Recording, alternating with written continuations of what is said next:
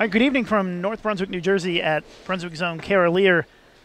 This is our final round of match play here at the U.S. Women's Open. Our opening matches for this round, Jen Higgins and Shannon Plahowski, Linda Barnes and Erin McCarthy. And our standings coming into this final round, Liz Johnson dominating the tournament at plus 1255, Shannon O'Keefe at plus 1001, Danielle McEwen plus 841, Jazriel Tan plus 676, and Linda Barnes at plus 479. That's your top five. Top five make the show. We've got 8 games to go. And joining us now is a special guest for a little bit here is one of our champions this season, Diana Zavialova. Hi, Diana. Hi, Lucas. How you doing? I'm good. Thanks for joining us. And it's been a pretty tough pattern this week, right? Absolutely. You tell us a little bit about how the pattern played and how difficult it was for you guys. You know what? I'm still trying to figure out what I should have done and what everybody else is doing, because I think they're so hard that it doesn't matter where you bowl, what ball you throw. It's just you absolutely need to nail, ace the shots and just hope you get 8 or 9 and make a spare. Like, they're really, really challenging this week. And we've got 24 players left in the field. They've bowled 16 games of match play so far. Another 8 games to go. 56 games. That's a lot of games, isn't it? That's a lot of games, yeah. I'm sure you wish you were still out there on the lanes, but you know what? I don't know. They look so hard right now, and they're bowling and burn, and I don't know. I just rather root for my teammates at this point. Yeah, it's we bowled 8 games this morning on the fresh, and then there was a break of about 4 hours. Yep. And now we are back again with no re-oil, so bowling on the burn. How does that impact things? It's definitely not good for the players, because the oil sits for like 3 hours and nobody touches them, and they just get miserable. So I have no idea how people can actually score right now. So we should expect maybe a low-scoring block, you think? Yeah, you would think so, but some people are still, Danielle is bowling really good, and Liz is absolutely bowling good, and Shannon, I have no idea how they do that, to be honest. Yeah, it's a tough pattern, and last week was pretty tough as well, and then this week tough. And yeah, I thought about the U.S. Open last week. Probably felt like it, didn't it? Yep. And Diana, we're going to see you next week for the PWBA Tour Championship. You won the Minnesota Open a couple of weeks ago, earned your spot. You would have been in with points anyways, probably, but I'm sure that you're excited about next week, right? Yeah, well, I hope it's not going to be like the U.S. Open pattern. It's going to feel like house shot after the last 2 weeks. Yeah, it's going to be a little bit different format, too. It's single elimination, best-of-5 matches next week. Yeah, that's actually my favorite format. Is it? Yep. Why do you like it so much? Because I like to bowl against somebody when it's like, 1-to-1. And instead of, when you bowl a lot of games and you kind of bowl against everybody, I'm more of like a fighter, I guess, or like, I like competition when it's like just, you and I, see who is better. So. And, of course, you won the Queens a couple of years ago, 2013. Yep. And now you're out here on tour. What has this season been like for you so far? It's been a roller coaster. That's what it feels like. But you know what? It's been actually pretty tough because it's a lot of games. I've made top 16 every week and 30 games a week. That's pretty exhausting. And now I'm bowling the U.S. Open, and it's been mentally really challenging. That's for sure. Yeah, is it more mentally challenging than physically challenging for you this season? Yeah, I've been actually struggling with the mental game a little bit lately, and it's been really challenging for me. Physically, I feel fine, but yeah, mentally it's been pretty challenging. I noticed you had a wrap on your leg a little bit. Yeah, I injured myself after I won. Did you? Yes. Well, because my shoe broke, and so I had to use a tennis shoe, and then because I push up harder and it puts more pressure on my left leg, and I think I pulled a muscle. So. Yeah, it's been a tough, long season. It's only been, about 2 months, but it feels like it's been like a whole year. Yeah, especially since there's really, never been a tour like this in your generation. It's kind of a first-time thing, but I would guess that you'll miss it once it's over in a couple of weeks. Yeah, I'm going to take like a couple of weeks off and try to get back in shape, but I'm definitely going to miss it because it's a lot of fun and, it's challenging, and I love challenge. And this is just great. Like, the last 9 weeks have been really tough, but they've been really, really awesome. So I'm really, really glad the tour is back. We're joined by PWBA Minnesota Open champion, Diana Zavialova. And Diana, a lot of people will say, where's her accent from? And you're from a little country called Latvia. Yep. That is, it's a Baltic state. It's up kind of, I guess, near Estonia and Lithuania and borders Russia, and it's by the Baltic Sea. It's up there, kind of near Finland and Sweden, in that area of the world. Yep. And so what is bowling like there? I know that you've had some success, and there's some good bowlers a few good bowlers in Latvia, but is bowling big there? No, not at all, actually. we used to have a really good youth team, but unfortunately they didn't realize that, you have to practice, and it doesn't take 1 year to become a world champion. It takes, time and practice and dedication, and unfortunately, my teammates didn't have that, and a lot of people just, they quit after, they bowl for 2 or 3 years and whatever. So, but the bowling in my country is, it's not even a sport, so. Yeah, it's very, very small, I guess. It's not a lot of people who do it competitively. All my non-bowler friends, they're like, you bowl? Like, what the hell is that? Like, you can't do that. We drink beer, and I'm like, no, it's a sport. And how did you get started in bowling, if bowling's not real big in that country? My dad kind of bowled when I was like 10 or 9. He had, one ball and his shoes, and he was just going to bowl for fun, and he brought me with him, and I just fell in love, from the very first day. And I was like, you know what, this is what I want to do. So, and been doing it ever since. So that was when you were around 10, you said? 10, yep. And how long before you got really good at it? Probably like 3 years. So I actually got my, first bowling ball and my shoes and whatever. And then I was fortunate enough to have a coach from Australia, and Sid Allen, and he was like, hey, you're doing it pretty good. You have big talent and whatever. And I'm very dedicated person, I think. So I'm like, well, he said I have talent, and I want to be the best at this. So.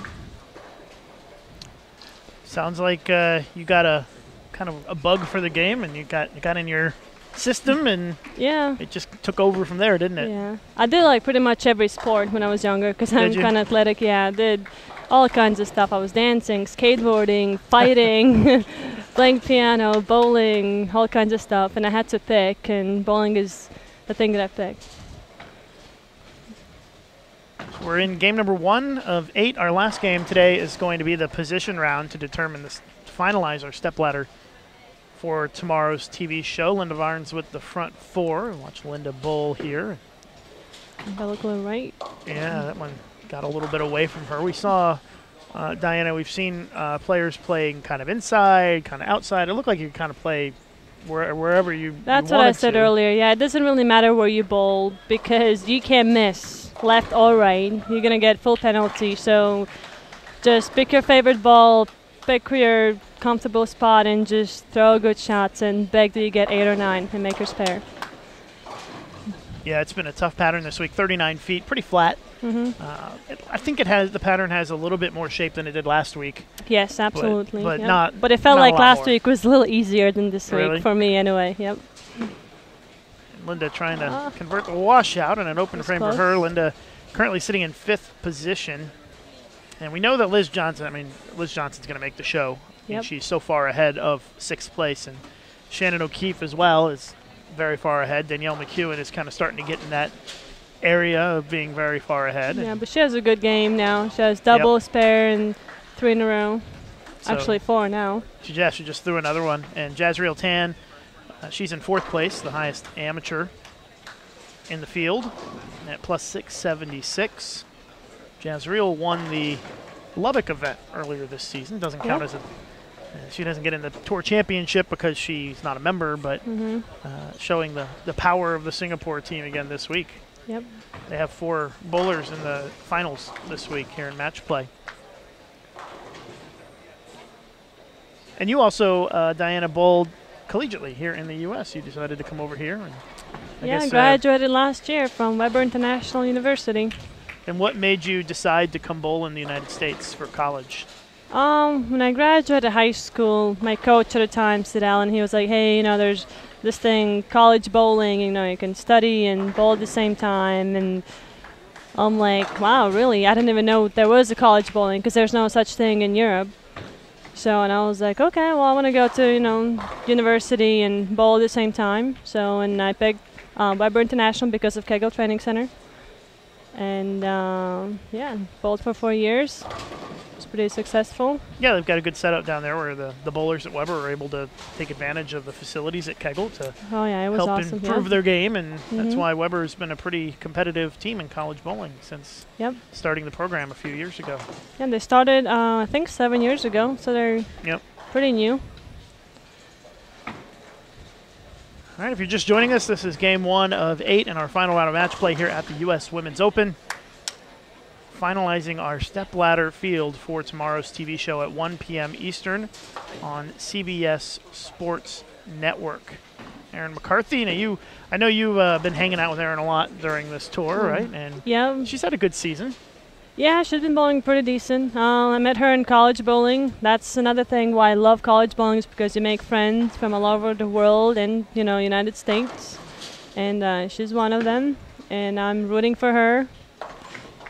She's not having a good game right now. But and of course, you live in the States now. You live in Ohio. Yes, I live in sunny Ohio. And what are you going to do in the off season when there's no PWBA events? Are you going to continue to just bowl? Well, I was going to go bowl the World Bowling Tour like I have been, but you know, it's been really long summer, and I bowled a lot of games this summer, and I got a little injury, so I'm just going to take a couple of weeks off and you know, try to get in shape again and just stay away from bowling for a couple of weeks, and then get back to tournaments. Probably go overseas a couple of times. Certainly seems like there's a lot of opportunities right now for women bowlers, especially with the tour coming back. Yep. And of course all the World Bowling Tour events. And I have the World Women's Championship in Abu Dhabi in December. Yes, so we'll be live streaming that on Bowl TV. Yep. So we'll be there for that this year, like we were for the men's last year. Yep. Already have our tickets booked, ready to go. So that'll be exciting. Yep. That's in the first 2 weeks of December of this year. Same time as the World Series. I think they moved it. Isn't it the end of November? The World Championships? No, it's in the first 2 weeks they of moved it December, like, yeah. It's like December 4th to the 14th, something like that. So we'll have live coverage of that. And you won an all events medal in the World Championships last time, didn't you? Yep. In 2013 in Las Vegas, right before I won the Queens. Yeah, you had what'd you get, the bronze in the all events? Or was it silver? Bronze. Yes. It's a pretty good accomplishment. Yep. Not too often that Latvia wins medals in international competitions, probably in any sport, I would guess, just because it's such a small country. Yeah. Unless there's some sport that Latvia dominates that I'm not. Anything that involves like snow and ice. So we're pretty good at ice hockey. So Is it snow a lot in Latvia? Unfortunately, yes. Yeah. And you're a warm weather person, aren't you? Yes, I hate cold, and so that's why I picked Weber, because it's in Florida. It was awesome. All right. Carolyn Dorn-Ballard's going to come in and join us as well. So I'll probably put you on with Carolyn for a few minutes. She might have some questions to ask you. Okay. Let me just check and see what's going on real quick.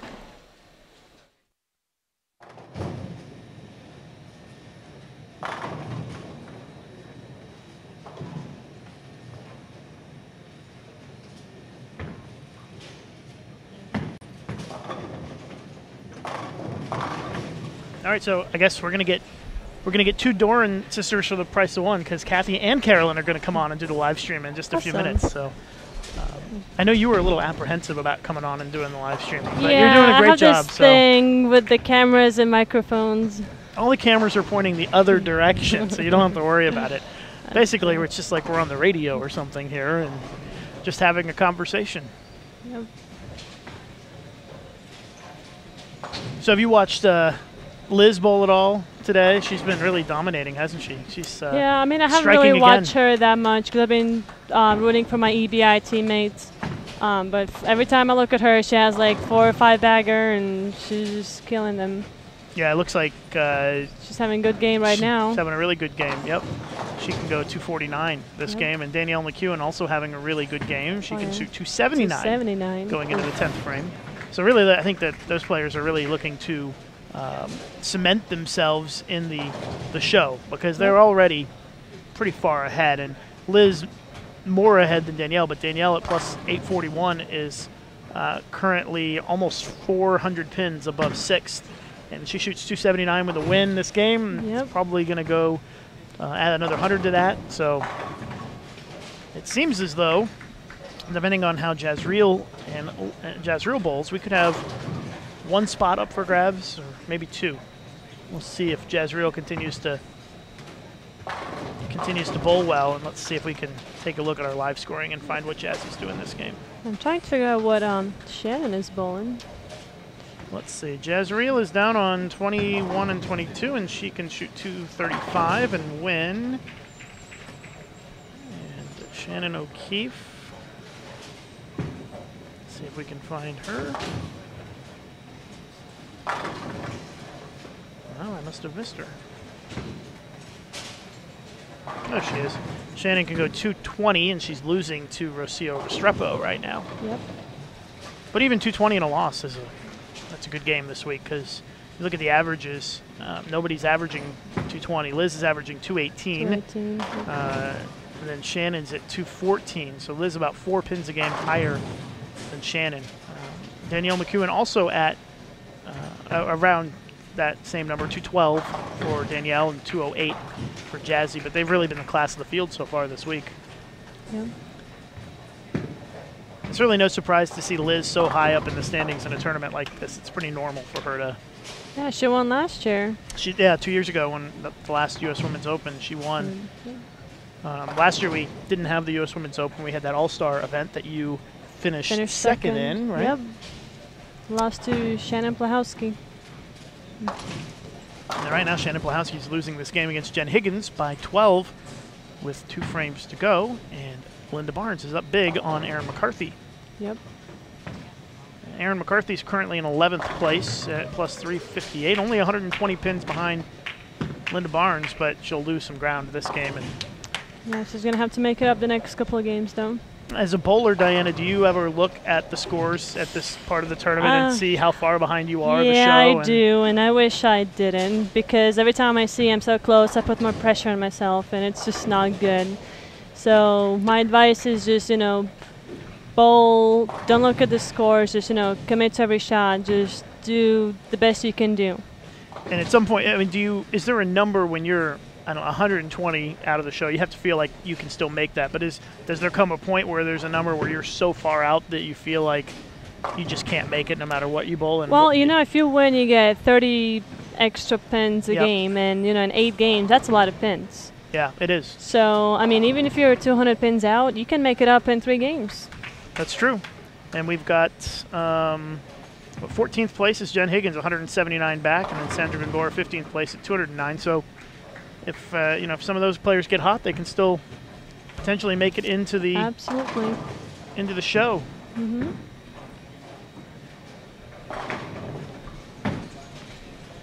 So after this game, we're gonna let Carolyn and Kathy sit in for a while. Are you kicking me out? Well, I think that we're both being kicked out, so trying to mix it up a little bit, keep it exciting and interesting for the final round of the U.S. Open.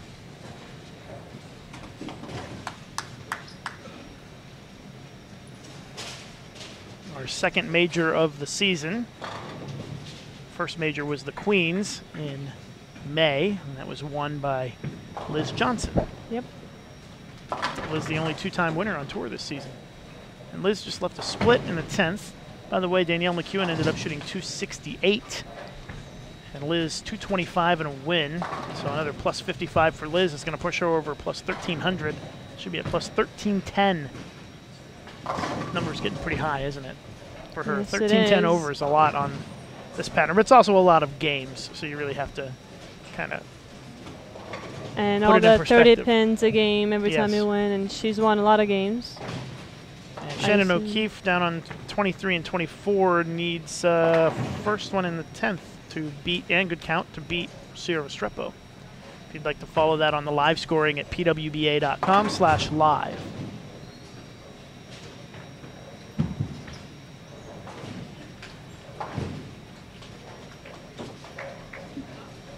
We'll have game 2 coming up momentarily. Stephanie Johnson is having a pretty decent game too. She had a rough morning today. I was talking to her a little bit. She had a spill, fell, kind of hurt her shoulder a little bit when she got hung up in the ball. And she's okay, but she's a little sore. I think her pride hurt more than anything. And, you know, sometimes that happens. You know, it happens to everybody. And so she had kind of a rough morning, and now she's turning it around. She can go 241 this first game and she's trying to get herself back in it. You know, she was right up there, and she's still only 142 pins off the show, which is 240 in a win, plus 70 in one game, puts you about plus 400, and she's literally right there in the mix. Yep. And if she shoots another game like that, she's going to be right there. All right, let's see. Shannon O'Keefe ended up losing 206-200 to Rocio, and Erin McCarthy's coming on strong here at the end of the game. Your buddy? My buddy. Erin Boomberry Muffin. Or she would say she's a fat-free muffin. Fat-free muffin, yep. She's going to be at 204. She's actually going to make Linda mark in the 10th with all these strikes at the end here. And Plahowski leading Higgins by 11. Jen Higgins has bowled really well in match play. She's won a lot of matches. She's 10-6. One of just a handful of players who are in double digits in wins. But she's just plus 300. Her average right at 200, so she's exactly even for the tournament. And then the plus 300 is all bonus pins for Jen Higgins. But it looks like she's going to lose this game.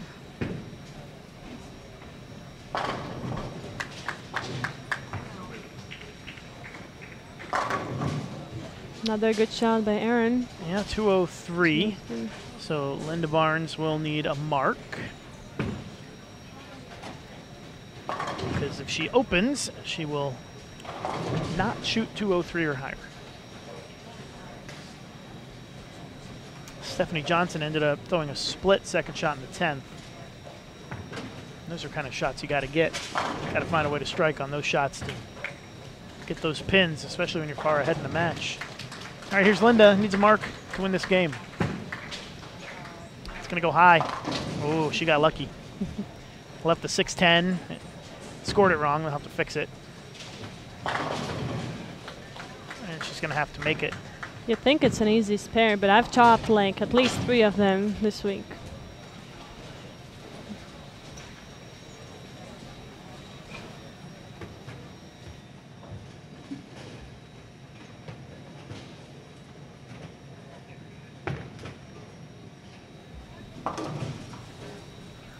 And she made a spare. Yep, so she made it. she's going to win this game. So she's going to take the win. And Jen Higgins can still only strike out for 199 or 189, so she was shut out by a pin by Plahowski. Well, Diana, thanks for sitting in for this game and telling us all about your bowling in Latvia and all that exciting stuff. We appreciate it. We're going to have Carolyn Doran-Ballard and Kathy Doran-Lizzie coming up next here on our live streaming at the Bowlmor AMF U.S. Women's Open. Thank you, Lucas. Thank you, Diana.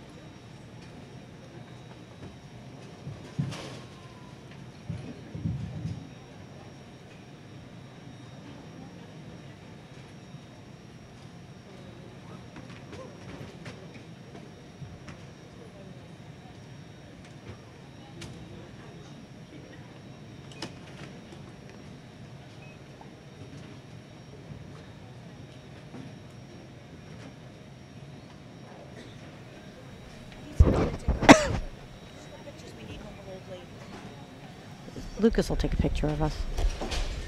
Okay. All right, we're getting ready to start the second game here at the Bowlmor U.S. Women's Open at Carolier Lanes, Kathy and my old stomping grounds. And yes, I am Carolyn Doran Ballard again, back with you here on live streaming. And I'm very honored to be asked to help out Matt and Lucas, and guest starring with me here in this role for the next few games will be Kathy Doran Lizzie, who made a guest appearance here this weekend. I did. Welcome to the live stream, Kathy. Thank you. This is a privilege. Now, unfortunately, Kathy hasn't been able to bowl any of the new PWBA Tour events. She's trying to heal a pinched nerve in the neck and a hip issue. But hopefully you're getting ready for the 2016 PWBA year. And what are some of the things you'll be looking to accomplish during your let's say first year back to the new tour? What would be some of your realistic goals you feel you could set after what you've seen out here today? Well, realistically, I would like to just be able to compete and feel physically okay by the end of the event, because our bodies aren't working the way they used to, and I see the competition out here. I understand the scores have been low, and the conditions have been pretty challenging. So realistically, I would like to just be able to come out, compete, and feel okay after it was over. I know there's a few of us, Leanne and I have had an opportunity to compete. Anne-Marie Dugan, Wendy McPherson bowled in Sacramento, Cheryl Daniels bowled in Detroit, and I do feel that some of that was due to the fact some of the players don't want to compete every week, such as Anne-Marie and I did, but we felt like we wanted to really support women's bowling and get it back on its feet. Absolutely. I mean, what was my joke? I couldn't wait for another tour to come back, remember? Yeah. You and Del would make fun of me. Oh my God, she's still waiting for the tour to come back. And then it finally comes back and I can't bowl. But, we also run two businesses and I have a little one at home. So that plays a big part in why I couldn't make it either. But physically, at this level, you're not going to compete unless you really feel you are physically capable of competing, because there's just too much talent out there. Quick update. I know the scores haven't been updated yet, but I do think Christina Wendell may have moved into that 5th position. She shot a 240 game. She was way down on the end. I couldn't see the exact score, but it was a 240 with a win. And I know Linda shot 2-0 or 190 with the win, so she's going to pick up 30 or 40 pins, and I believe she was 23 behind. So she may have flipped into that 5th position, with Linda moving down into 6th. Lucas will get me the update here soon, I know. The other thing we discussed, and it's nice to see everybody else's perspective on it. I know we talked a lot about it at lunch, but the young talent is such more rev dominant off their hand, a little different than the traditional style of what we remember, yet spare shooting is still always important. Oh, always. I mean, what we tell our high school bowlers and junior bowlers is what we were told. Spares win matches. No matter how many strikes you throw, somehow, some way down the line, a game always comes down to a mark. And you have to keep up on your spare game. And it's great to see through the collegiate bowling program. We have 2 collegiate bowlers, standouts right here. Jazreel Tan, champion already on the PWBA Tour as an amateur. Danielle McEwen will not be long before she wins her first title. I'm going out on a limb on that one for the prediction. 2 standout collegiate bowlers, but in chit-chatting with them the weeks that I've been able to talk to them, they always talk about, I just try to hit the 1-3 and make the spares. And on the good weeks when the scores might be a little bit higher, that's when you then try to manipulate the ball or where you're playing to throw that 5-6 bagger. But the majority of the time it's read the ball motion, make the spares. Right. I also think, this is new for them. They finally have a tour now to be able to compete, and it's a weekly thing. So I think at first, they have to get their feet wet just like we did. And once they get out there, they find their comfort zone, and then they can really play their game. But I think you have to get your feet wet a little bit. They weren't as fortunate as us to have a tour right out of college to go to, and even regionals. You know, regionals is really where you're supposed to learn and make your mistakes before you go play with the big guys.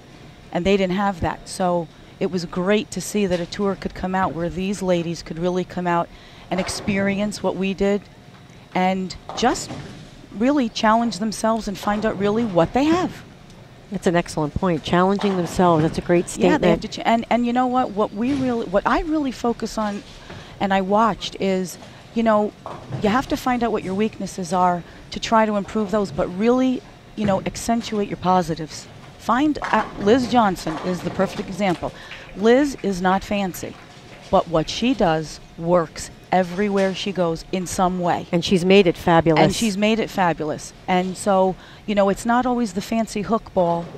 It's getting to the pocket, making your spares, but being consistent. And there's nobody more consistent than Liz Johnson. Absolutely. Update here on our live stream pairs. We have Amanda Green, bowling Rosio Restrepo. Close match within pins after Amanda Green opened in the fourth. We have Linda Barnes and Danielle McEwen. This is going to be a very important match. Danielle pretty much started, I believe, with a 250 or 260 game with the win, just securing that third spot. That 1, 2, and 3 seems to be pulling away from the crowd just a little bit, even though we have a lot of games left. And here we are right now. Liz is still leading 13-10. Shannon O'Keefe still in second, 10-01. Danielle McEwen at 939. Jazreel Tan at plus 731 and she won her first match. So that's a good thing. Same thing with Christina Wendell with that big game. That 240 popped her into fifth at 529. But once again, we look down the line. Linda Barnes, Kelly Kulik, Shannon Plahowski, Stephanie Johnson, all within 100, 136. It's unbelievable. Almost 200 pins between 6th and 4th. Unbelievable. That's when you know you just want to kind of get in your mode. You get out to a good start on that first 3-4 games, and then almost it's like a little bit of a deep breath because you know you don't have to shoot those big games. You're pretty much well in there. You just want to secure your spot. But it's going to be interesting for the 4th and 5th position. Jazreel starting out with the triple over Christina Wendell, another big match. That will flip-flop some places. And Shayna and Anina Arnett.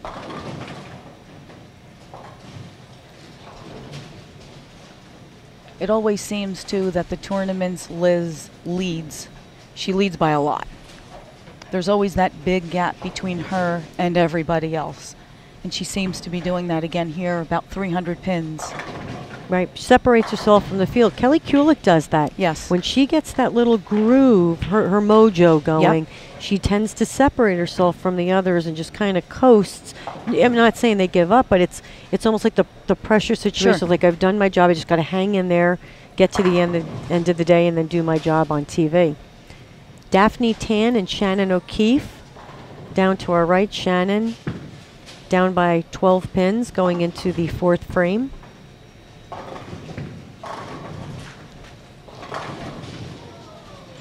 And I do want to keep an eye on Kelly Kulik. She is on the end pair to the right.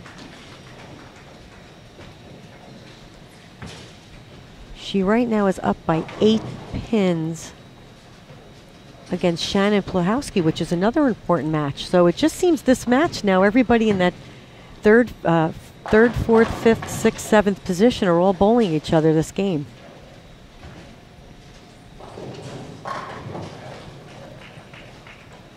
$153 competitors bowled this week. That's terrific. I mean, welcome back, women's bowling. Yeah. Isn't that fantastic? And so let me ask you a question. Since you competed, did you find a difference bowling on one end of the house versus the other?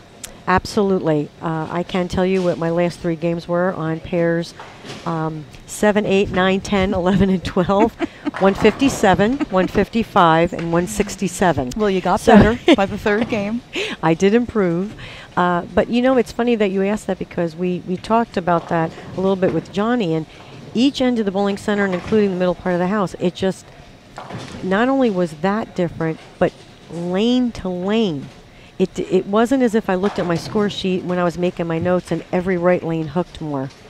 One pair, right lane hooked more, left lane was tighter. I go to the next pair, left lane hooked earlier, right lane was tighter down lane. It really was challenging. You really needed to make sure you paid attention from pair to pair because you were going to hit those pairs again. Right.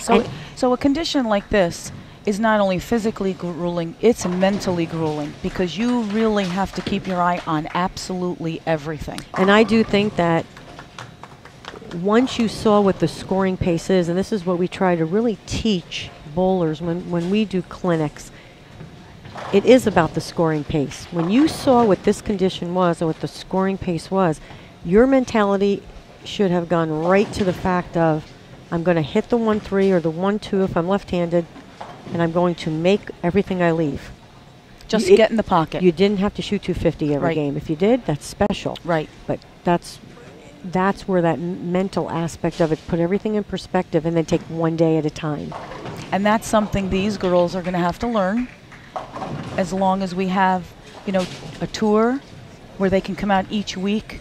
I mean, a tournament here and there really doesn't give you the repetition of learning how to be confident in your moves.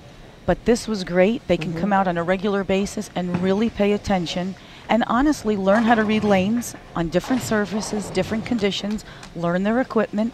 I mean, it's just a whole, it's like school. It's a whole learning experience that will take them to the next level. But you're right. You have to learn how to go about your scoring pace and how to mentally attack that. Don't press for 240 every game.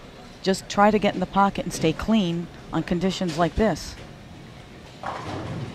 Jazreel Tan up by 28 going into the 6th frame over Christina Wendell.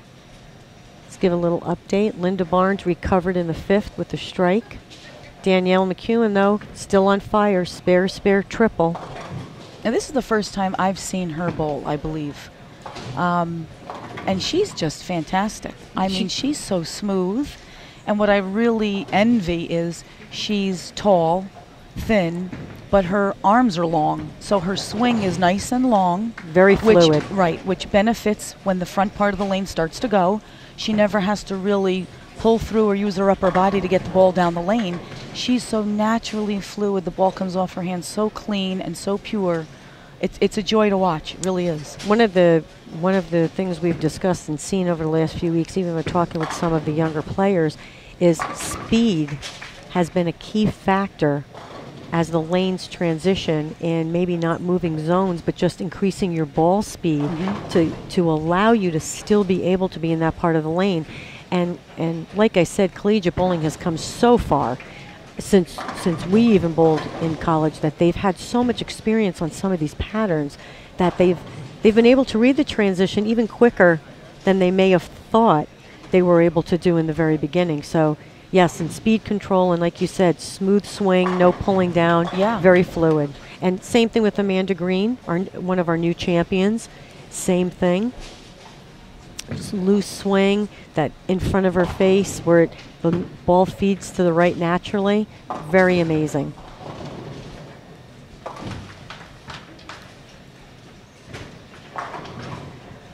Liz Johnson and Stephanie Johnson, no relation.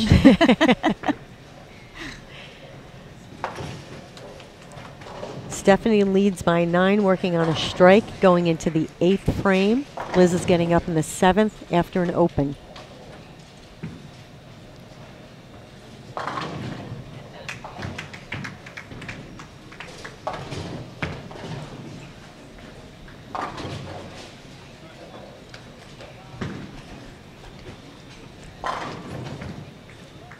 Only 11 pins separating 7th and 8th place right now. Exactly. And Kelly Kulik and Shannon Plahowski are close. Shannon Plahowski working on a 4-bagger. Same thing with this Christina Wendell. Nice and smooth.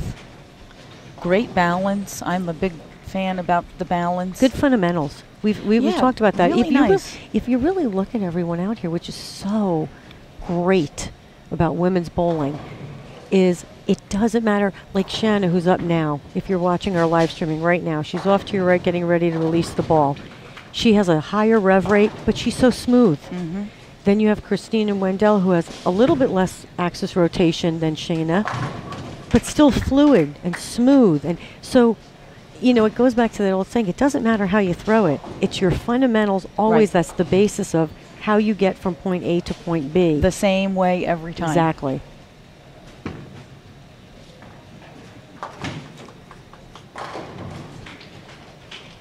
Liz Johnson splitting in the 8th frame, which will then give Stephanie Johnson the lead. And Stephanie, I believe, is lingering in that top 8 position, very close.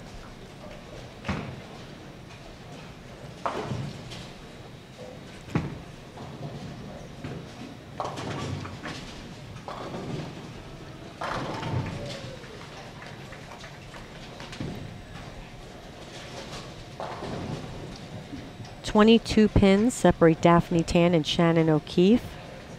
Daphne Tan right now has the lead. I noticed too, the majority of the ladies that made the cut have very good ball speed. Yes, yes. And that probably played a big factor this week, did it not? 100%, especially since this week, which a lot of the viewers may not know, is there was no re-oil for that second day when we had the A and B squad. So we did get a burn squad, which we have not had the previous weeks when we bowl just twice a day.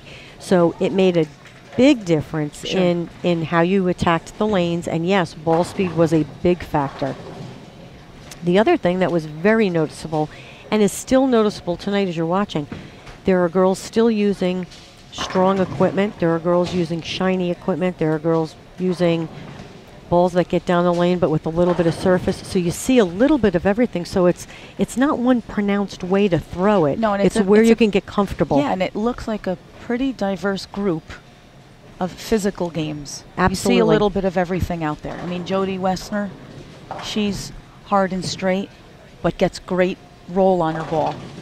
She's another one I never see her ball check up too soon. No. Nice and smooth. Shannon Plahowski taking command of the match against Kelly Kulik with the 6-bagger. I should say 6 in a row. 6-bagger seems kind of... But Kelly can still strike out for 240. Exactly.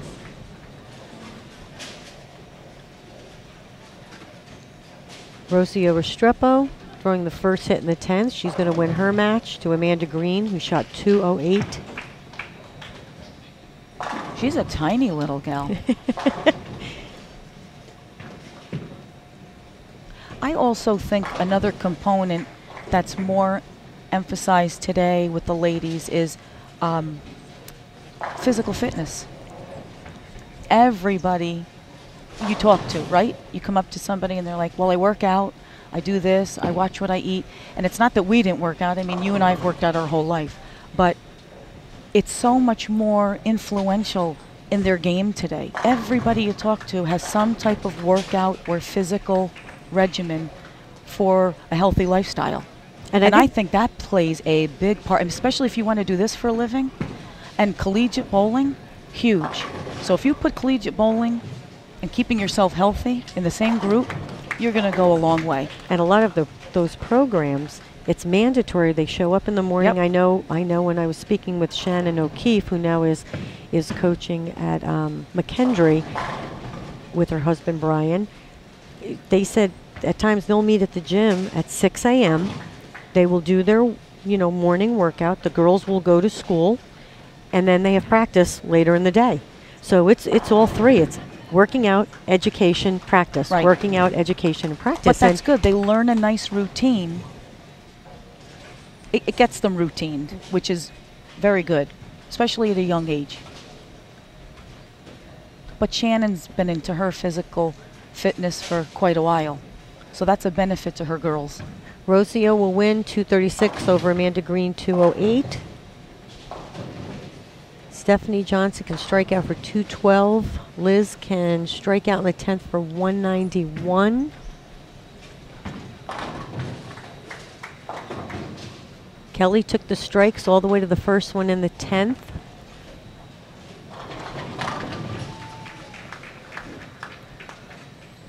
She'll be shooting 232, I believe she spares. She's way down there on the end. I can't see the. And that's a great game on these conditions to lose with. 232.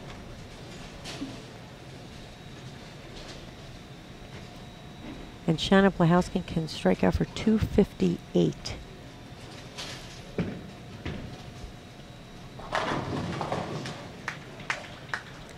Danielle McEwen comes back with a triple after a 6-3 in the 6th frame to take the lead back in her match.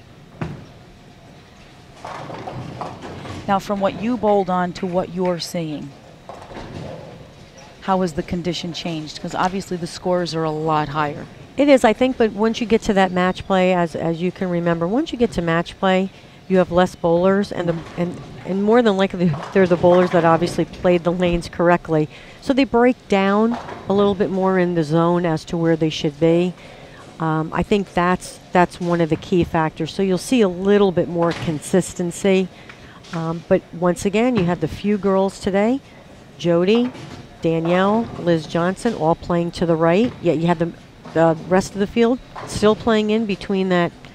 Well, you start anywhere from 13 to 8 all the way to 20 to 9.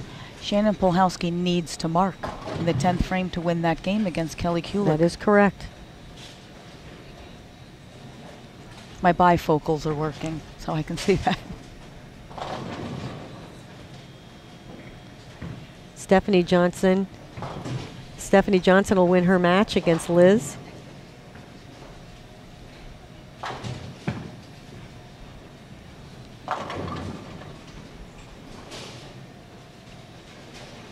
Linda going at a 189 pace. Danielle McEwen can strike out in the 10th for 243. Give her a few more, we'll give her another 73 pins to stay in that 3rd place. She's about 70-ish behind Shannon O'Keefe for that 2nd place position with a lot of games to go yet tonight.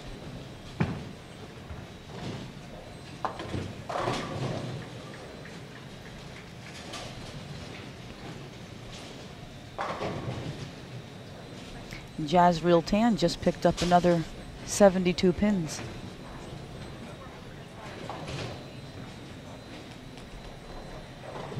So all you listeners out there, please pass around the word that we will be on live TV tomorrow, Sunday, 1 p.m. Eastern on CBS Sports.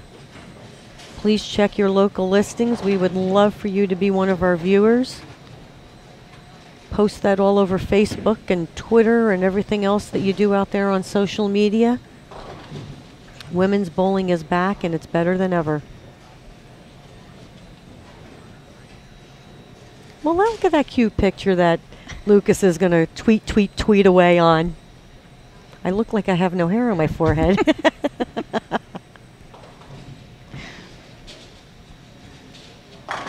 Another one, Kathy, I think you'll remember, Anita Arnett. You haven't seen her in a while. No, but I saw her mother earlier, and I always ask how the doctor's doing. Always a contender. Always a contender. One of the best amateur bowlers I know on the women's side. Physically and mentally. Unbelievable. And a nice girl. Yes. I mean, you can't get a better package than that. But what a physical game on that young lady. Even though her little beautiful baby son now looks like a little Omar, her husband. That's what cute. Linda Barnes will finish up with 187. Danielle McEwen has not thrown her first shot in the 10th. But she will win the match and pick up at least another, barring nothing terrible, at least another 40 pins with the win.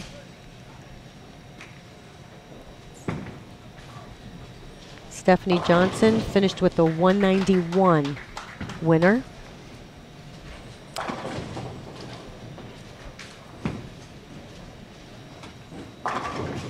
Oh, so, and I said barring nothing happening, right? Christina Wendell now shoots 180, but she will lose.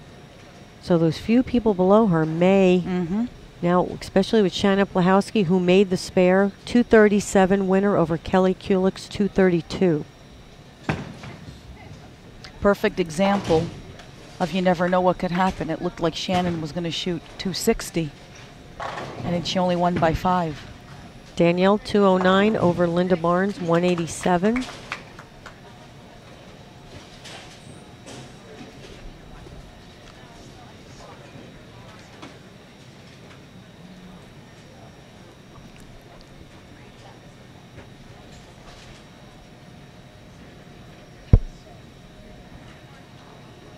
That'll finish up game 2. 6 more to go tonight.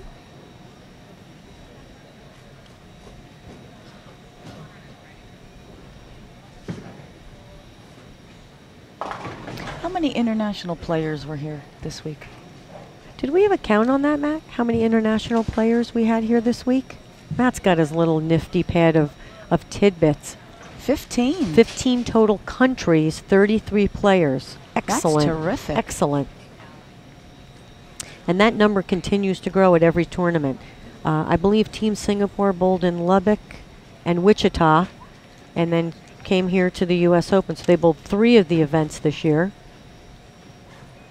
The Queens is another event that a lot of the international ladies come to bowl.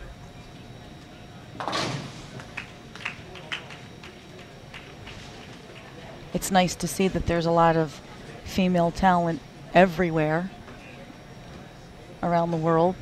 Nice to see that they come here to share that.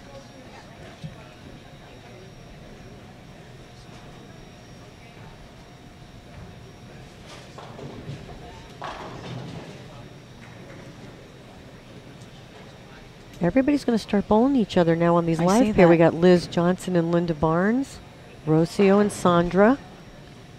Amanda Green, Trisha Reed will be here on our live stream pair, and I'm not sure who's Shannon Plahowski, but I'm not sure who she's bowling. We'll let you know that here in 1 minute.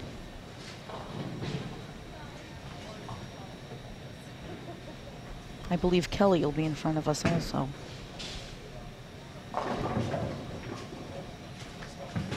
If you're watching our live stream, please take a look at the banners that hang down lane here on our live stream pairs. We'd like to sincerely thank all of our sponsors who stepped up to the plate to help start this new PWBA tour. I don't want to say them all because I know I will forget someone. I say that all the time. I don't want to leave anyone out because each one of them is very important.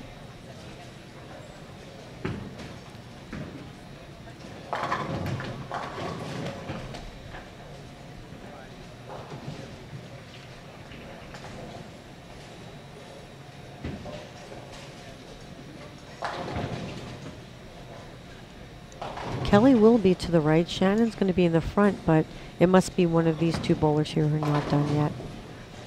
Trisha Reed, bowler from your area, Kathy. Yeah, I used to bowl state tournament with her.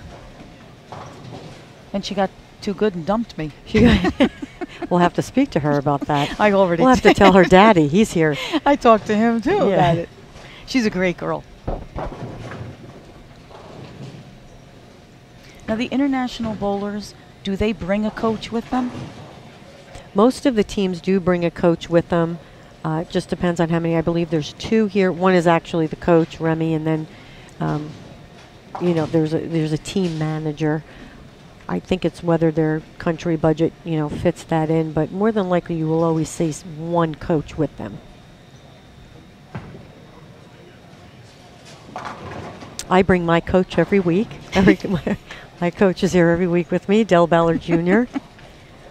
Yeah, right. You had reps this week. Who were the reps? We had Jim Callahan and Del Ballard Jr.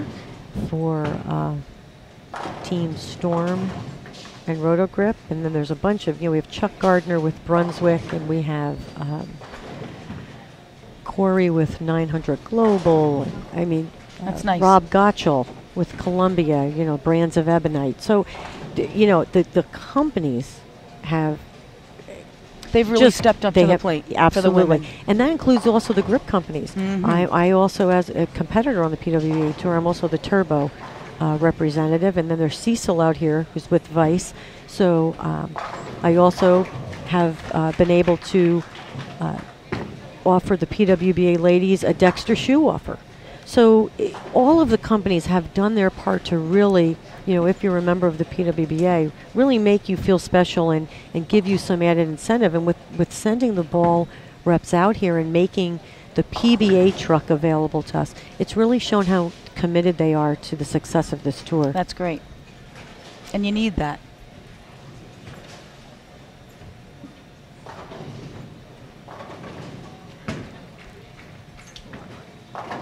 Liz Johnson opens in the second frame, but comes back with the strike. I believe she went back to using her crux, her magic crux. That's what I call it, because I think she's won 2 tournaments with that ball.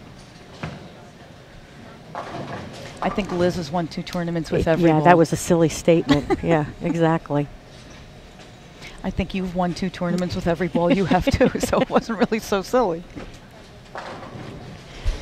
Shannon Plahowski will be here in the front with bowling against Anita Arnett and Daphne Tan and Jazz Reel on 39 and 40.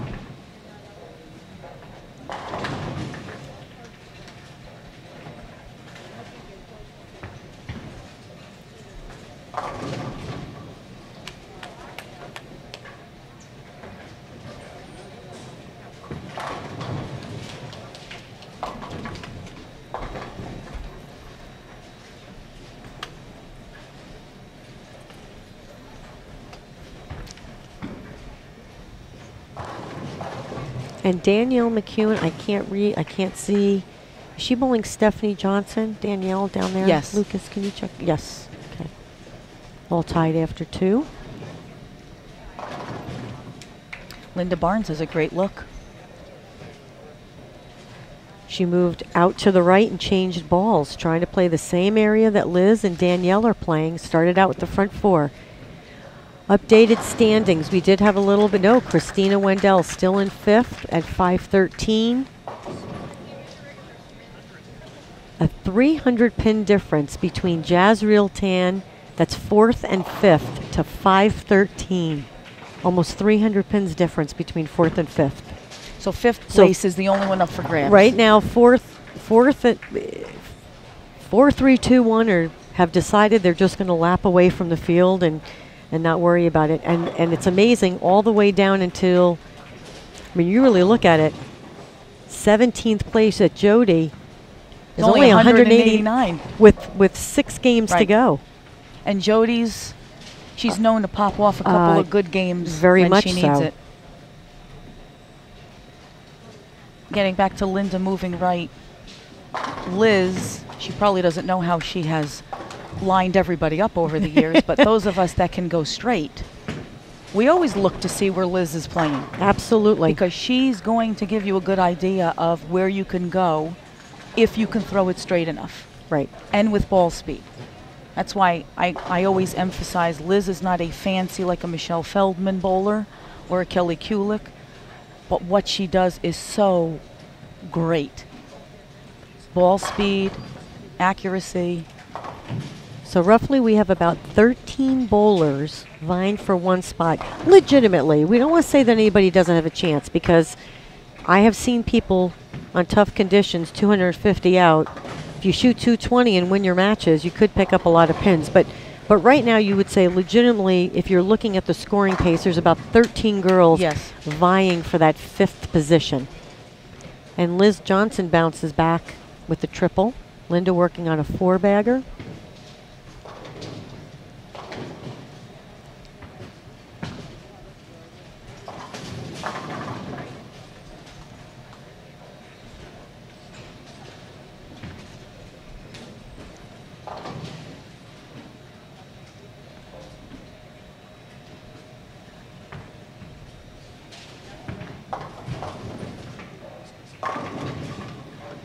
Danielle will be getting up in the 4th frame. Stephanie Johnson shooting at a split.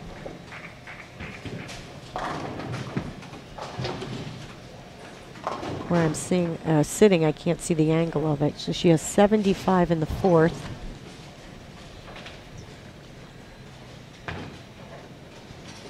So right now Danielle has a 15-pin lead going into the 4th frame.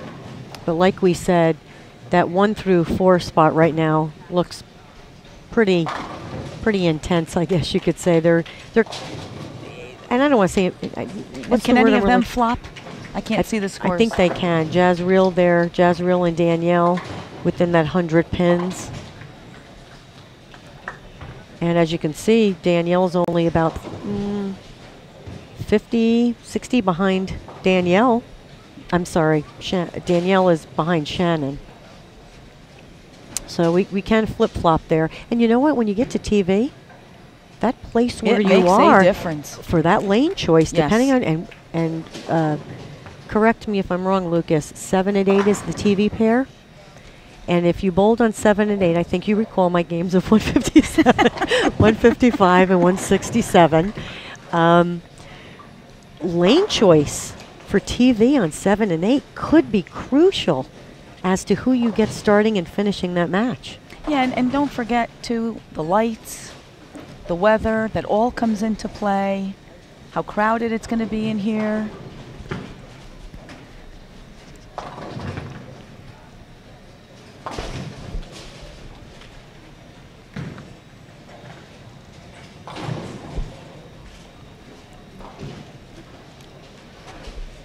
Kelly Kulik was working on a double, just left the 7-10. Which I'm sure was a familiar leave. I saw quite a few of those this morning.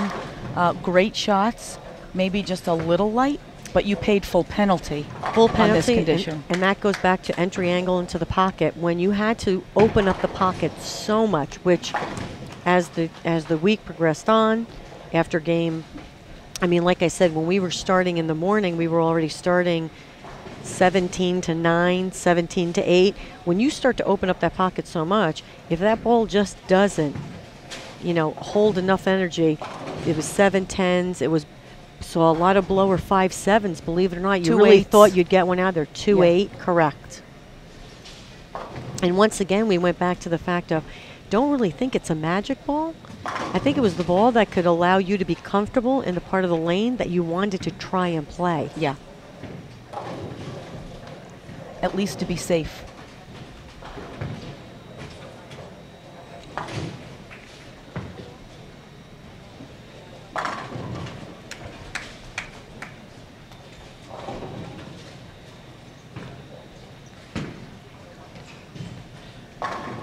Kelly has a that's Shannon O'Keefe has a 60-pin lead over Christina Wendell. Big match, though, because Christina Wendell is right there for that 5th position. But like we said, Shannon wants to hold on to that 2nd position. And Shannon O'Keefe happens to be another bowler who I said earlier always seems to bowl well in the U.S. Open. Absolutely. No matter where it agree. is. She made the show in Dallas when we had the show in Cowboy Stadium. She's bowling well here. She made it when we had it out in Reno. She made it when we had it out in Reno, and I think she just missed when we were in Vegas. So she's a U.S. Open contender every time Right. we have a U.S. Open. She, I guess, really gears up for it, but she must really match what's out there. That's why I'm glad I have you, Kathy. You got the mind of a sponge. I'll never have dementia. You'll remember You have to me. pray I never Oh. get dementia. Rosie Restrepo and Sandra. 4-pin match going into the 4th frame. The international players take a little bit more time when they're bowling. They're a little bit more deliberate. Not a bad thing. It's just they're very routine. And it's nice to watch them because they do the same thing every time, which the majority of the girls out here do, but it seems like the international players have a little bit more of just a constant routine.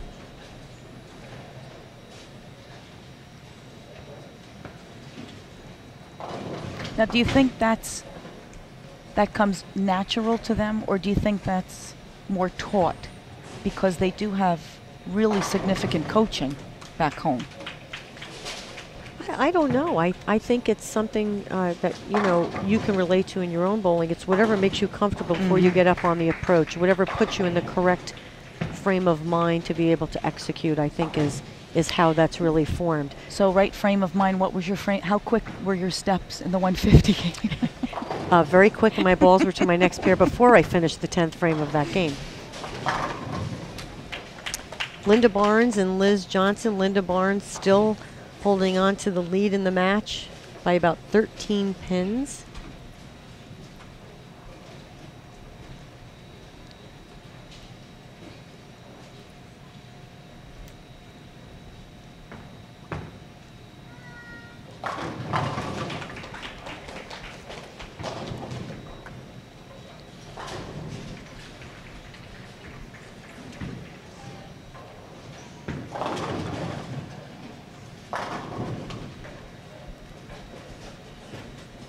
I mean, really, there isn't a lady you can't look at if you've never seen a women's event before and someone walked in off the street. There's no way that they could ever say, oh my God, how did that person make it? I mean, look around at how great everybody is. Absolutely. I mean, the balance, like you said, the fundamentals, it's really encouraging. It really is.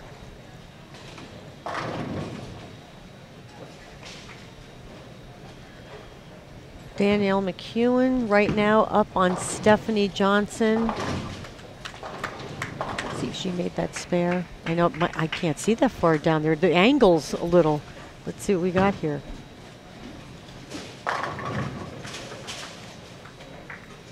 $30 pins. 37. She made the spare. 37 pins. Danielle is up on Stephanie Johnson. Liz and Linda, 3 pins separating them.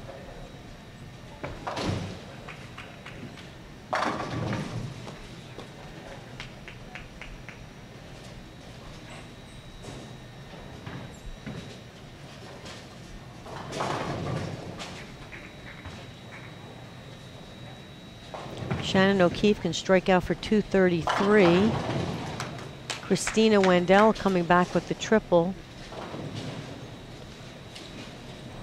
Can strike out for 219.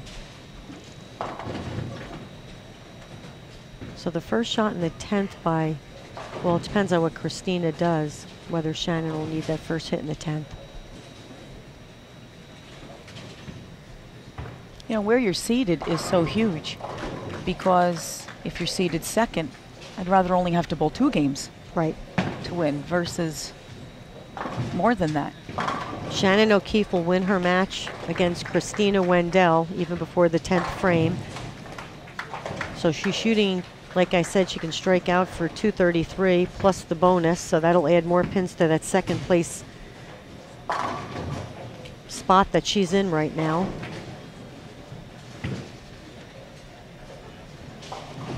Best Liz Johnson can do is 209.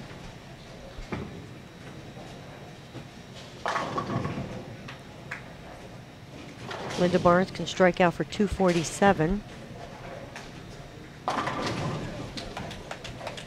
Which that's huge right now.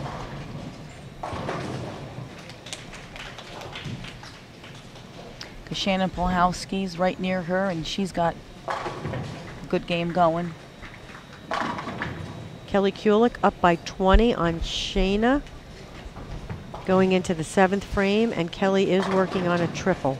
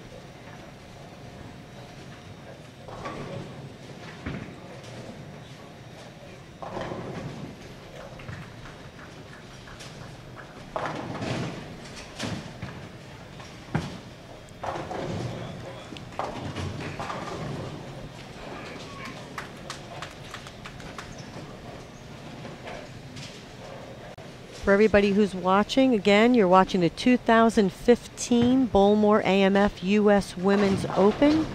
We are here at Kathy, in my old stomping grounds, Brunswick Zone Carolier in North Brunswick, New Jersey. It's so great to be home, as a matter of fact. If you're on Twitter and you feel like asking me a question or something that you'd like to know about one of the bowlers or one of the matches that unfortunately we can't see because it might be out of our view, please feel free to tweet me at CDB300, tweet. And we have our phone right here, and we can check it out and see if we can get an answer for you.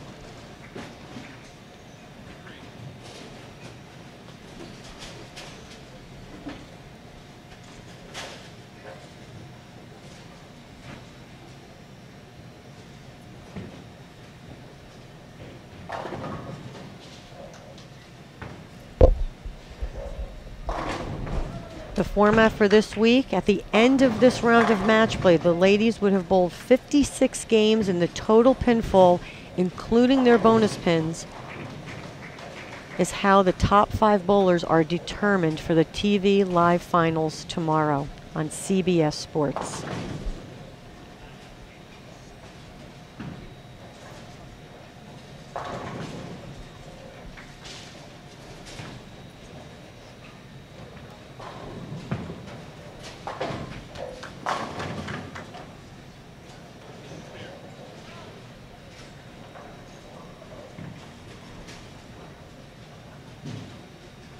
This is also a long format compared to the few tournaments that we've bowled over the last few weeks when we bowled them, even though it's a lot of games in a shorter period of time. This now is drawn out over a number of days, which, like you were talking about the mental game, you know, it gives you more time to think about what you're doing. It actually gives you some time to rebound from a bad round. With the tournaments previous, we bowled Friday morning, you get an hour for lunch, and you come right back, they re-oil the lanes, you bowl your next set of games, and boom, you're done. So you either make it or you don't. There's not that time to really kind of sit, relax, regroup, figure out what you're going to do. It's a little more rushed, a little more compact. And this definitely gives you that time to really figure out what you need to do in the place that you need to be. Probably fatigue played a factor this week too. Longer format, like you said, they're used to bowling one day. 56 games is a lot more to think about than 12 games or 16 games. Linda Barnes left a stone 9 in the 10th frame. She beats Liz Johnson 226. That will give her 56 more pins towards her total for that 5th place finish.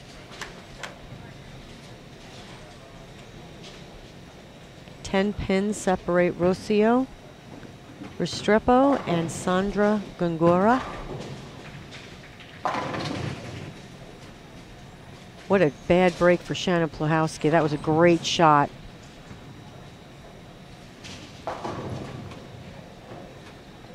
Six, 7 in the pocket. That was a great shot. Too good. Yeah. Amanda Green will win her match over Trisha Reed. She can strike out for 226. Trisha Reed finishing with a 205. And Shannon O'Keefe finished with a 220 over Christina Wendell, 195.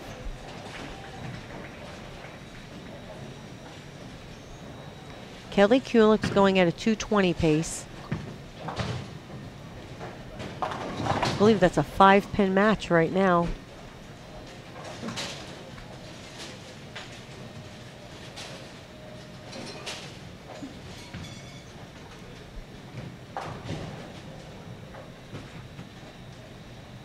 Well, her opponent can shoot 240, so yeah, it's a big match. That can change in 2 frames. She grabbed a Brooklyn to make it a 4-bagger. Saw a lot of Brooklyns this week too. My ball doesn't carry Brooklyns. Yeah, saw a lot of Brooklyns because it was, you really thought at times you threw a really good shot, and then all of a sudden at that last moment, if you got it in just a little bit, it didn't go high, it went Brooklyn just because of the way the pattern was.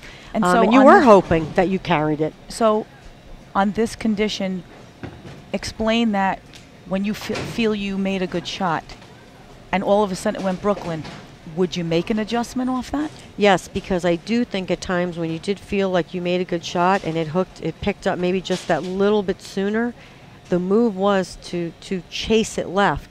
And the move was not always with the feet and the eyes. It was 5 with the feet, none with the eyes, because the projection had to be to the right and had to be down lane the first few days. Then it needed to be to the right and a little bit earlier as the lanes changed. So definitely, because if you felt like you threw it good, it usually means the lanes are going through transition again. And like I said, it was so touchy. Yeah. You were looking for that one spot that you could have that little bit of mistake area. And you know, the key is you have to be honest with yourself whether you threw a good shot, because you can only make a legitimate adjustment if you threw it good. I don't care if you big 4 or wash out, but you got to say, you know what, I thought I threw that really good, and then you can make a move. Right. Shannon Plahowski can step up and strike out for 224. Anita going at a 218 pace.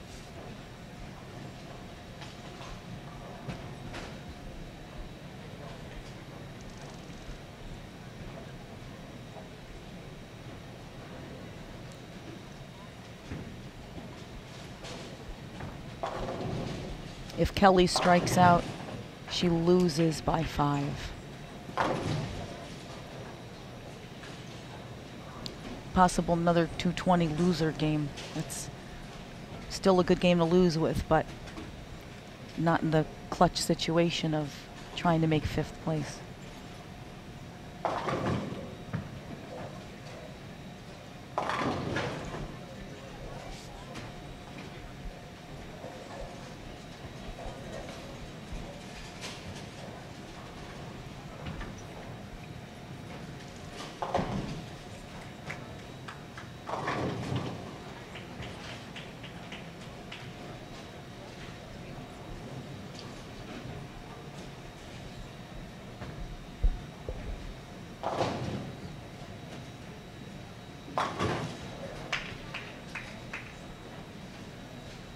Just finishing up these last 2 matches. Kelly Kulik, yes, going to lose by 3 if she strikes out.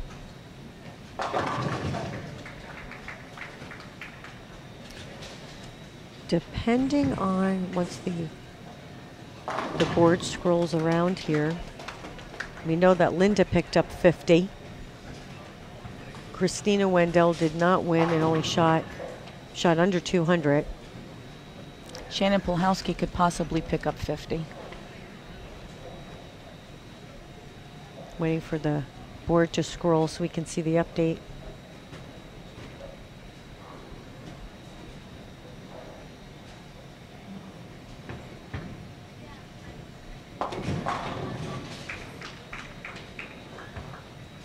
So Shannon Plahowski here with this win will probably go around. She was only 2 behind Christina Wendell, so she will go around Christina.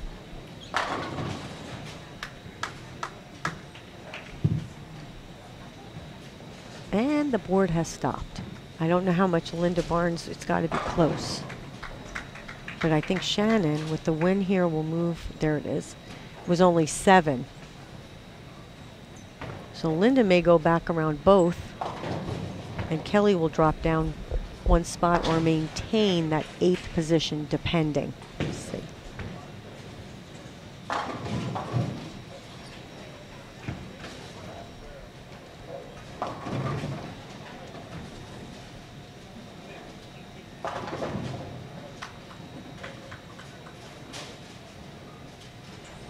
Anita Arnett will finish up with a 204.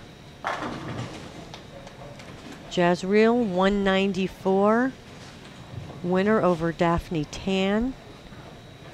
Shannon Plahowski needs a mark, which she could really use the 30 bonus pins.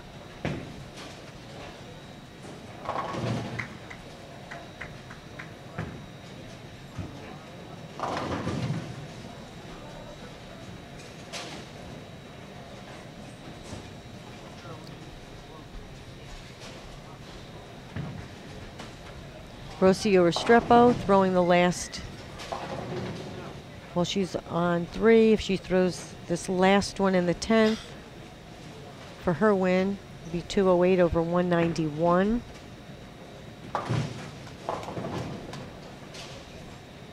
It'll be 205 to 191, winner over Sandra Gongora.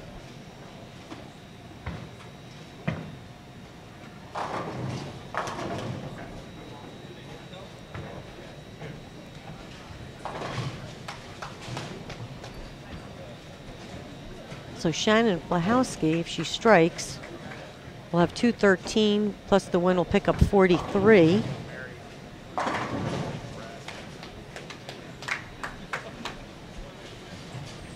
I believe Linda will go around Shannon Blahowski, but only by a few pins. And I don't know what Clara Guerrero shot. Well, that number now has jumped. There were a few girls -7. Now it's in Clara's 93 off the show.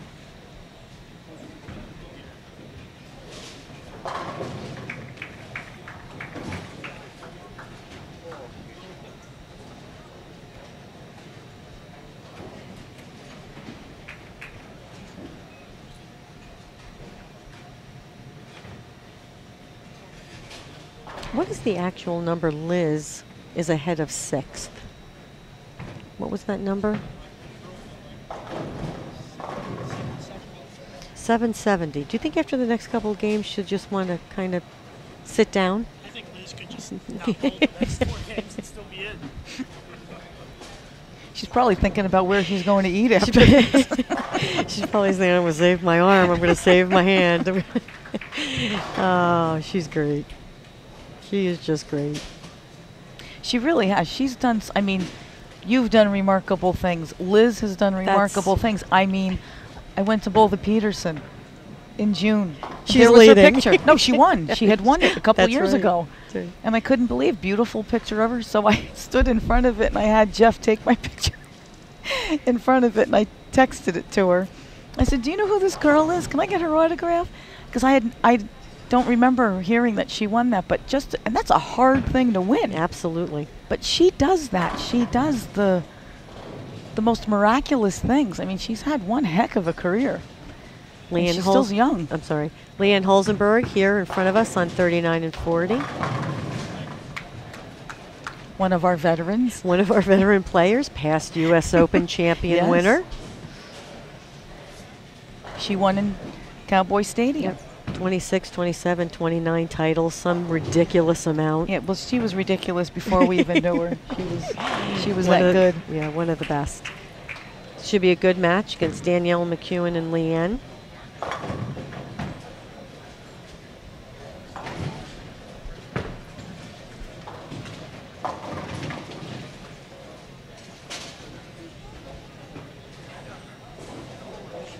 Liz playing extremely right. Sorry about that. Extremely far to the right. Lindsay Boomershine and Daphne Tan in front of us on the live stream pair, along with Christina Wendell and Wei Fen.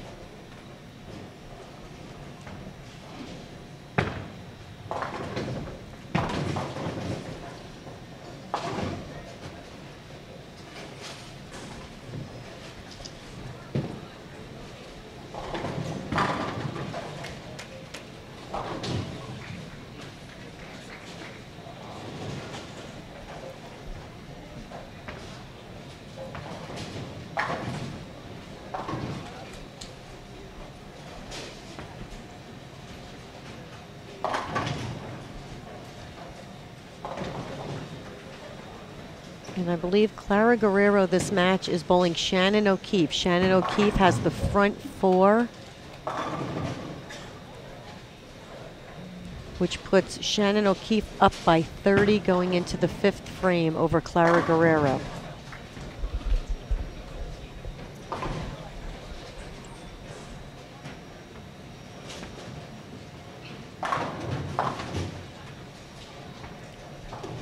Send a hello out. Got my first message here. Sending our hello out to Marsha Klumpkin, who's listening to live streaming. She tweets it to all her friends. She's a member of Team LFW.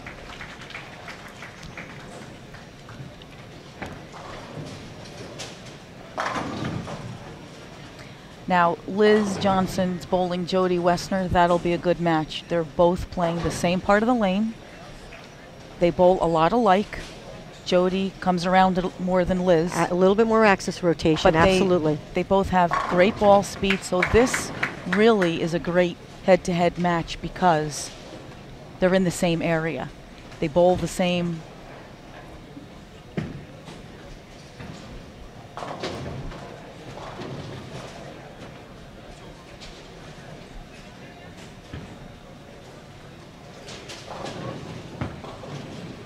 Linda Barnes is bowling Jennifer Higgins. Jennifer Higgins, another great young talent. Comes out, doesn't bowl every week, but does really well in the majors and has done well in all the events that she did bowl. That was a great shot right there of Lindsay Boomershine. Yeah, real good. Increased her ball speed. She's using a middle of the row ball, a little bit of a ball that gets down the lane, but not super weak. But with her ball speed, she's allowed herself to be able to play a part of the lane that has become very successful for some of the other girls. It's an excellent shot. 2-pin match between Linda Barnes and Jennifer. Linda up by 2.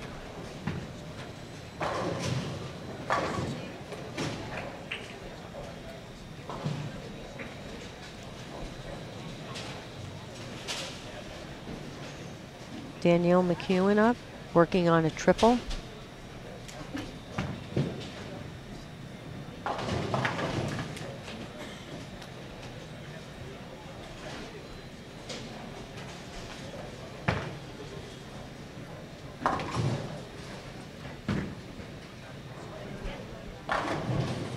I think Liz comes back off the approach right now and she's saying to herself, what shirt am I going to wear tomorrow?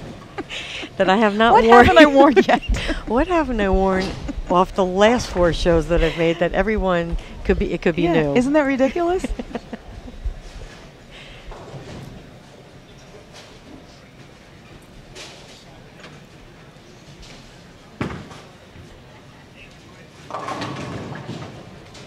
Another day at the office for Liz Johnson.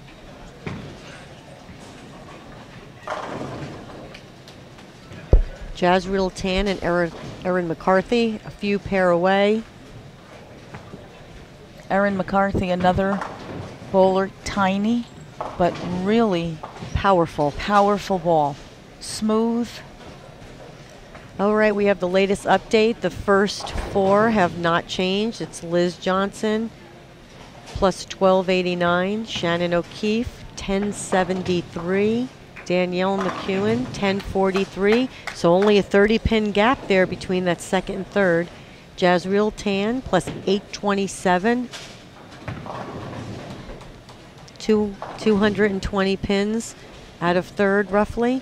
Linda Barnes moves back into fifth with 562, but 8 pins behind is Shannon Plahowski. 54 pins is Christina Wendell. 66 pins back, Kelly Kulik. 123 back, Clara Guerrero. And 151 back, Shayna Ning. In 11th, Stephanie Johnson still has an outside chance. 159 pins back. That's not a lot. No, it is not. Erin McCarthy, 164. Jody, 171. And Rocio Restrepo, 183. That's down to 14th place.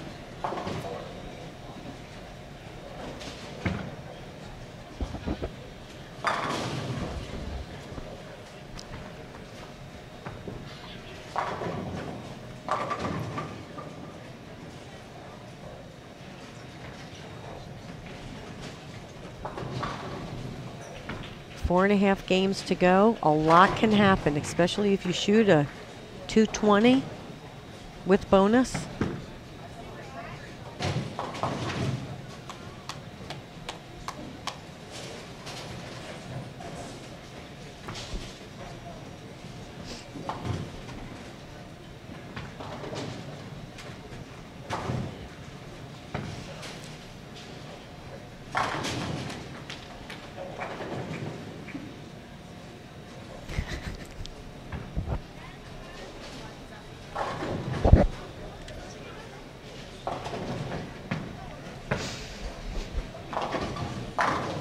Oh, stone 8-pin for Liz Johnson.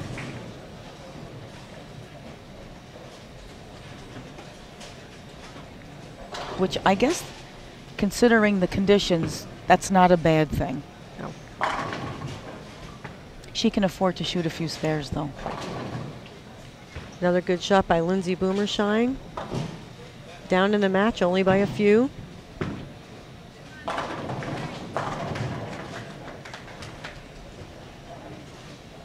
Liz down by 39 against Jody. Jody could strike out and shoot a big game and pick up those 30. That could boost her right up the ladder.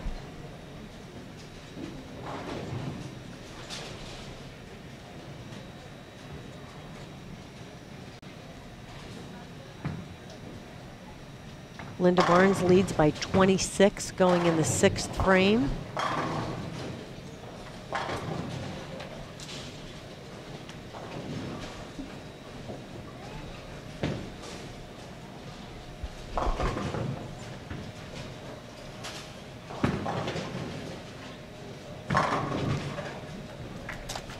Another great shot by Liz Johnson. I'm glad she rebounded. From the 9 spare.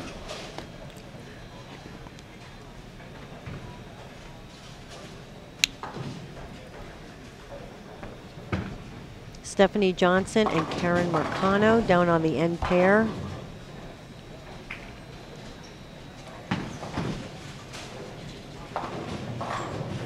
Karen leads by 7 going into the 6th frame. Christina Wendell struggling a little bit last game and this game. Jody Wessner, another strike. It's going to be a great match.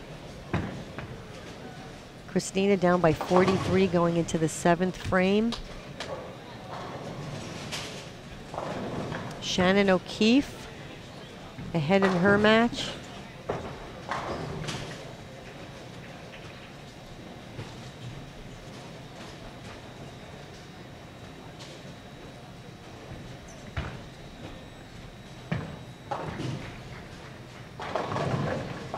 Up by 18 over Clara Guerrero.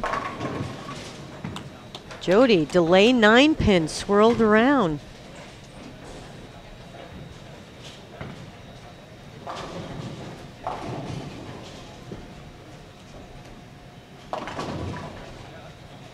It's actually a pretty good view, Kathy, as we were talking about how people are playing the lanes differently. You can see how Daphne Tan is trying to get her ball down the lane and to the right, where Liz, Jody, and Lindsay are now playing a little bit further to the right, but yet using that ball speed to create some hold down the lane.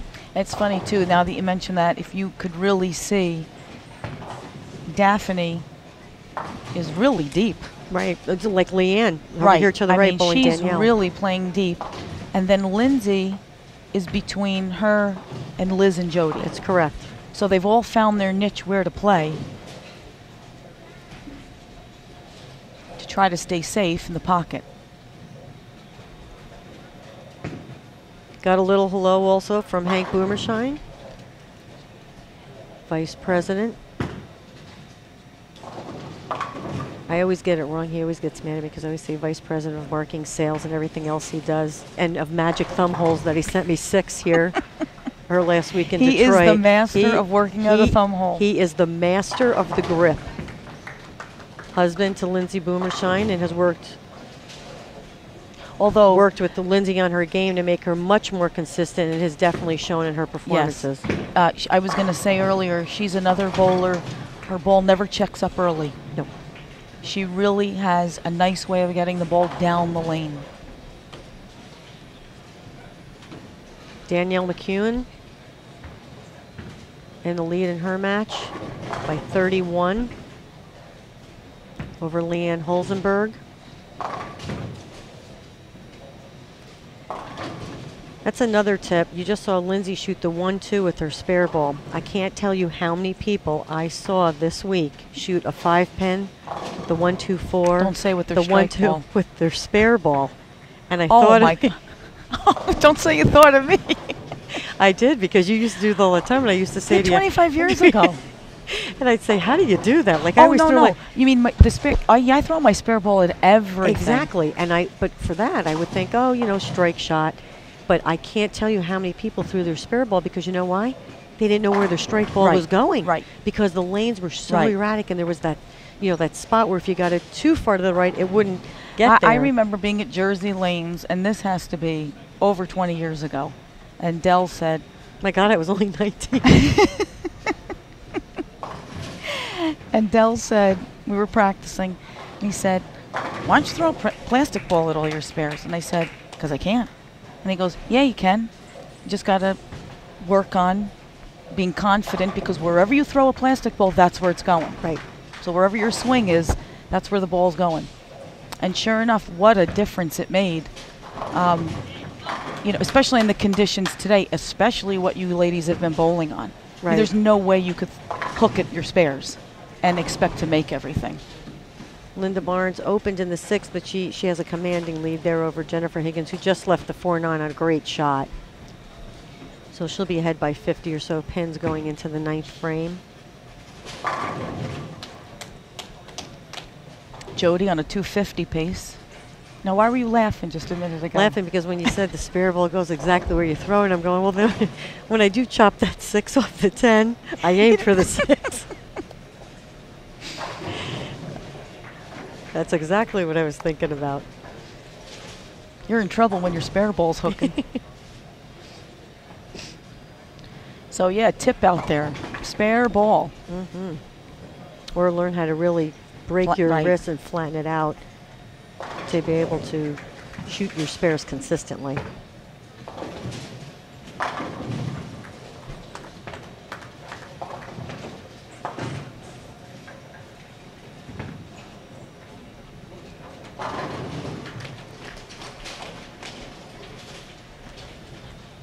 Danielle McCune will win her match over Leanne Holzenberg, just securing her spot on the show even more so than it was the game previous. She could strike out for 257.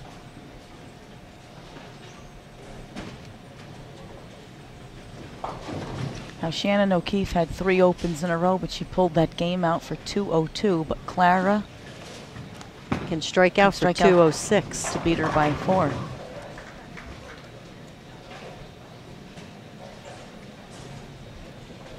And Clara could use the pins more than Shannon. Yeah, Stephanie Johnson is up in her match by 8 pins going into the 9th frame, working on a strike.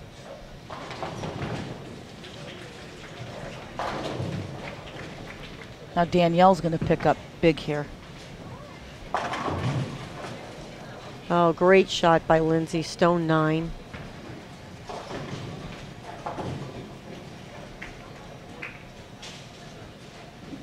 Still up in the match by 16.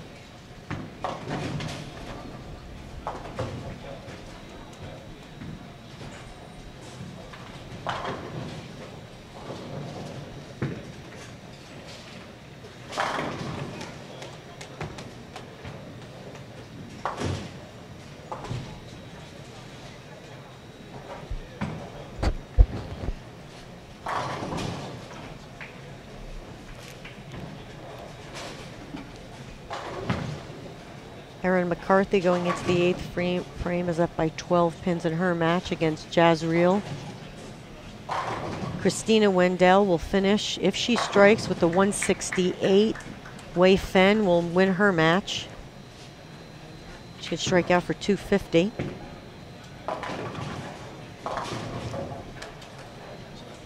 Danielle, 255, picking up another 85 pins. Clara opened in the 10th, so Shannon O'Keefe will win that match with the 202 to 174. So she will probably remain in 2nd if I'm figuring it out correctly. And I take that back. 1075 to 1043. It's going to be close.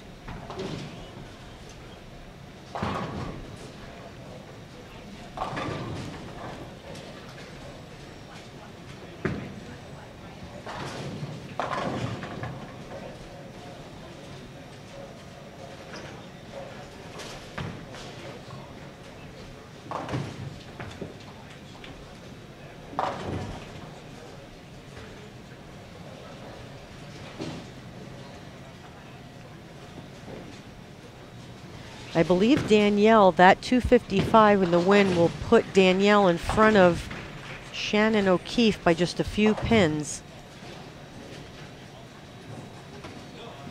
21 to be, if I have the math right, I think she had 1075. Either way, I believe Danielle will go around Shannon, move into second. Shannon will move down to third, still have a substantial lead. Amanda Green. Amanda Green has the front 9. One of our recent champions here on the new PWBA Tour. Now that's incredible. I'm going to assume she got one more. She got the front 11. Yeah. So one more.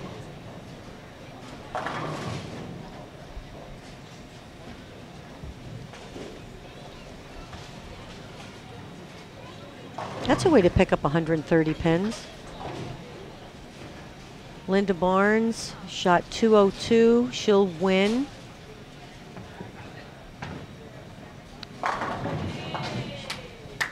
I don't know what Shannon Pluhowski bowled. She's nowhere near us. But Linda will pick up 32 pins with that win.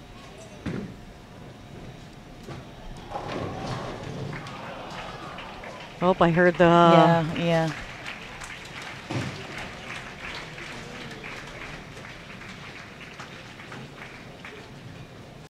$299.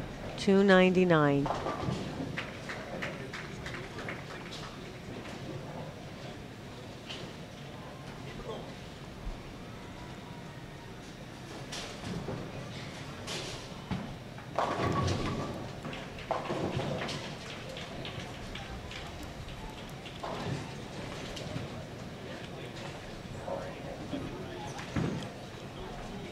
We only had one 300 here this week. Was Samantha Shaden.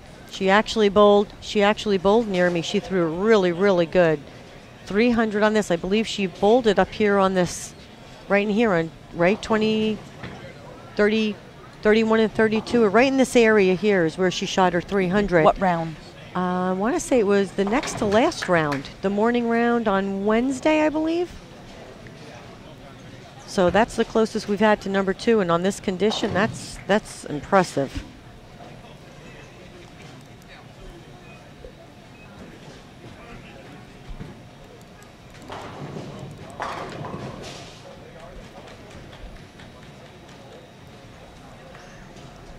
Daphne Tan finishes up with 188.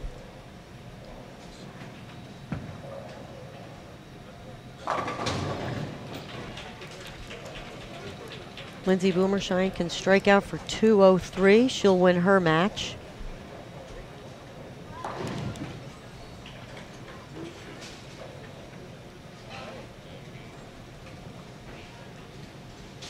Erin McCarthy needs the first strike in the 10th. And a mark.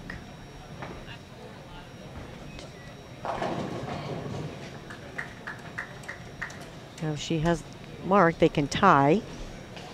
He's the second hit for the win.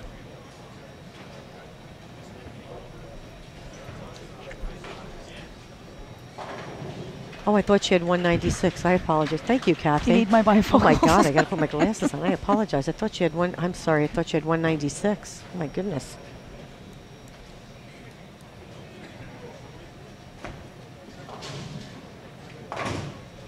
So Erin McCarthy will win her match over Jazreel.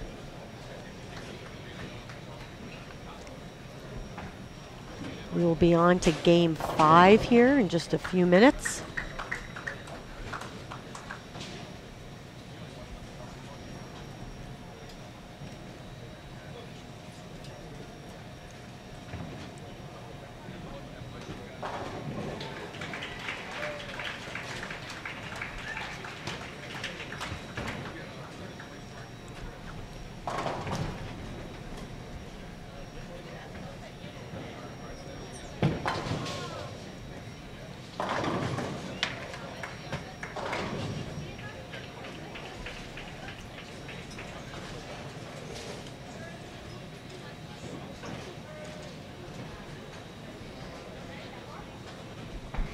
Now, where does that put Jody after that big game?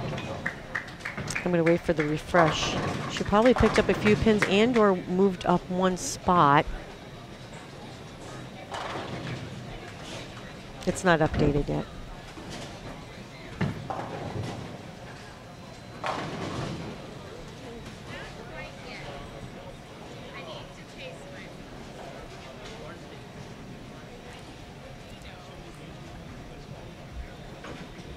Stephanie Johnson will be bowling Jennifer Higgins here in front of us on lanes 37 and 38. Erin McCarthy, Shannon O'Keefe will be on 35 and 36. There's that Brooklyn you're talking about. 33 and 34 will be Clara Guerrero and Jazreel Tan, or as I say, Clara Guerrero when I see her during the week. And Linda Barnes will be bowling Karen Marcano.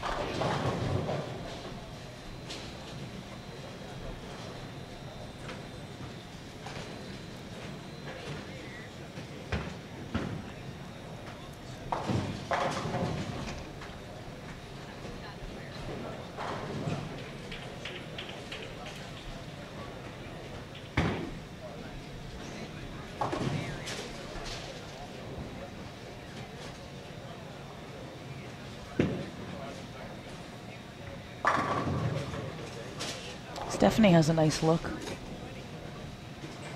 Another smooth. She changed this ball earlier today towards the end of the round and had a really good look with it. Made some really good shots.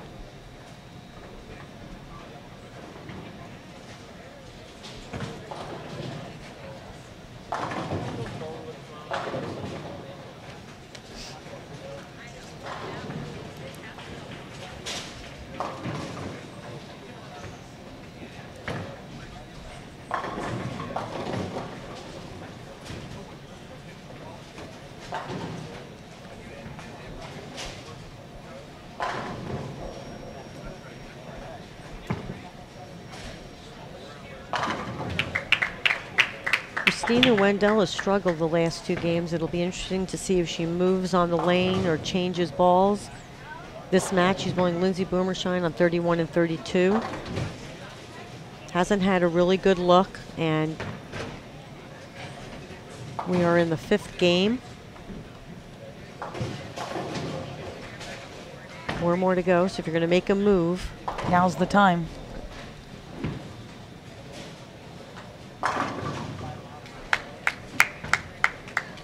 Shannon O'Keefe's playing further right than I thought she'd be.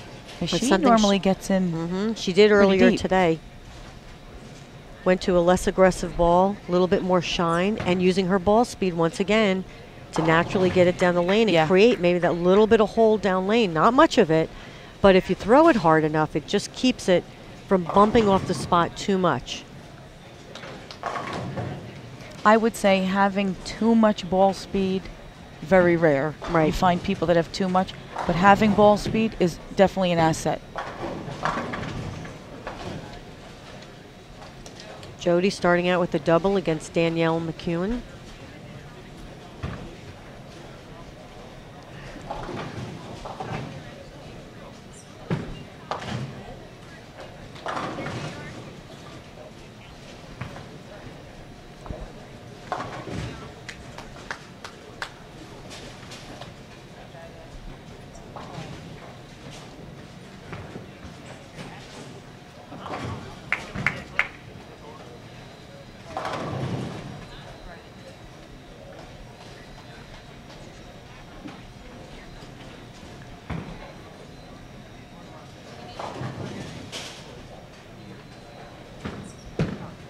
Erin McCarthy going to be up on lane 36. She led the Queens this year.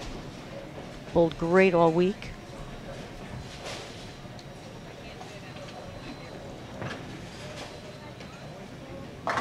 Another great shot by Stephanie Johnson. Big game here. Will move her right up the ladder. Erin McCarthy, I always say to her every time I say her, hello, Erin / Nurse Ratchet McCarthy. Why? Because she's a nurse. Oh, she is? She is a nurse, and of course, one day I thought Dell was having a dilemma, so I ran into the bowl and I said to Erin, I got to ask you a question. Can I ask you a nursing question? She goes, of course you can. She's just been so helpful. She's just great and a nice person.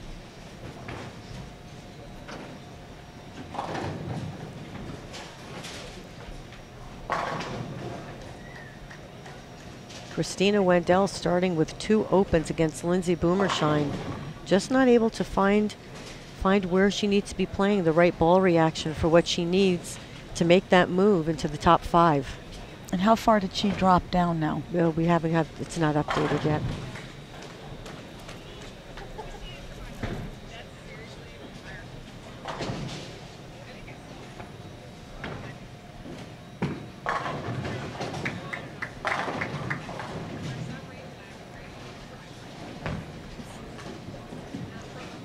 Linda Barnes, spare, triple over Karen Marcano.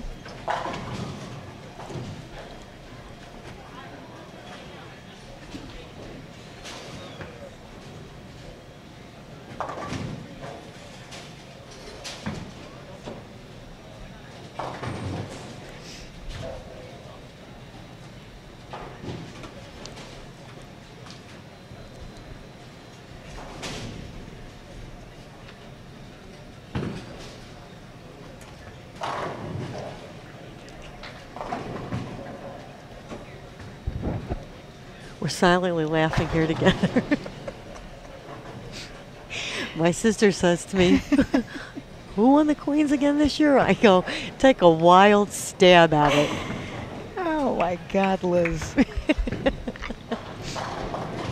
When all else fails, it's Liz. When all else fails, guess Liz No, Johnson. the reason I wanted to know that was because, I'm getting older, so my memory, the conditions there versus the conditions here, because it's a major. How would you rate that? Because quite a few of the ladies that are bowling here well bowled there. Yeah, and they bowled well. Yeah, exactly. No, I honestly, the Queens was a tough condition. The cut was low. It was low. Was not a high cut. Spare shooting was extremely important. All right, we're updated. Liz Johnson leads at 12.92. Kelly Kulik has moved into the 5th position. So she bowled a big game. She was on the other end. Linda Barnes is in 6th by 1 pin. Shannon Plahowski in 7th, only 21 pins off the show. Christina Wendell now 123 off the show. Jody moved into 9th and is only 142 off the show. And Carolyn, you know what this means. If Kelly makes the show, so does Kathy. That's right. That's right. If Kelly Kulik makes the show, so does Kathy Doran Lizzie. That's right. See, I show up and I have the opportunity to make the show without throwing one ball. I don't have to sweat it out. No. Don't put yourself to the mental grind.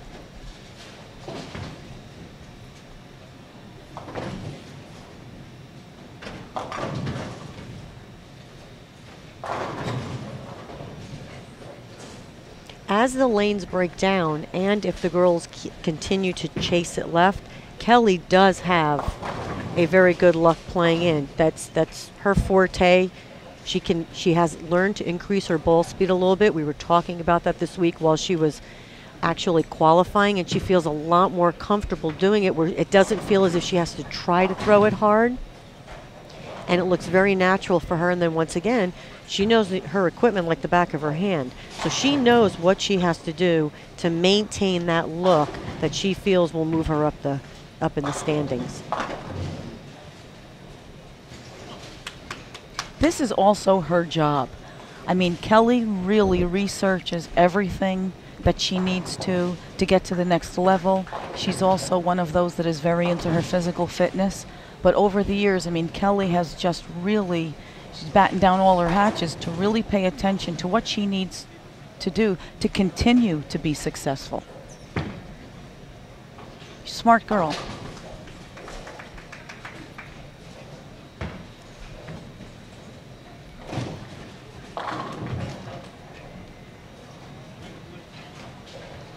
Stephanie Johnson leads by 18 pins over Jennifer Higgins.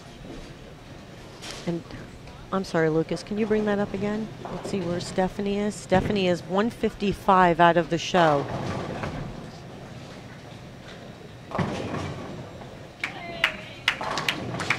She really has a nice look. Linda Barnes, spare 4-bagger.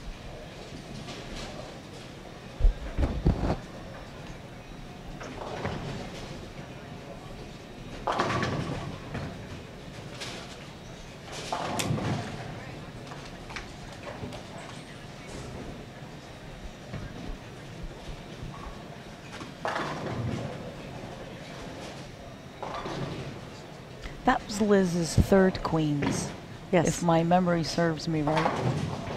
So she's got 3 queens, and so far 3 U.S. Opens. That's ridiculous. Yeah, give or take 1 or 2. Yeah, give or It's take not a here, big yeah. deal. Linda found a good pair. Spare 5-bagger. Okay, so now you're going to laugh at me because Liz Johnson won her first U.S. Open, I believe 1996. That's almost a 20-year span. That's well, you know correct. about that. Yes, 20-year correct. span of consistent success. Consistent Success. Yes. I mean, you have consistent success, but That was, no, this is amazing. well, this it really that, is. to win majors like that is remarkable. A 20-year span of that. Shannon O'Keefe bouncing back after a washout. That was also key. On this condition, after you had an open frame, you really needed to rebound and just kind of gather yourself Yeah. and make a good shot and start over again because, you know, it just was grueling, so you couldn't let that one shot get you down. Yeah, and on conditions like this, in a tournament that is this important, I mean, every tournament's important, but the U.S. Open, you can't allow those frames to pull you down, and they easily can. That's where the experience comes in. And you don't let it, you have to go on to the next frame, the next game. Jody trying to pick up her 14-pin deficit against Danielle McEwen.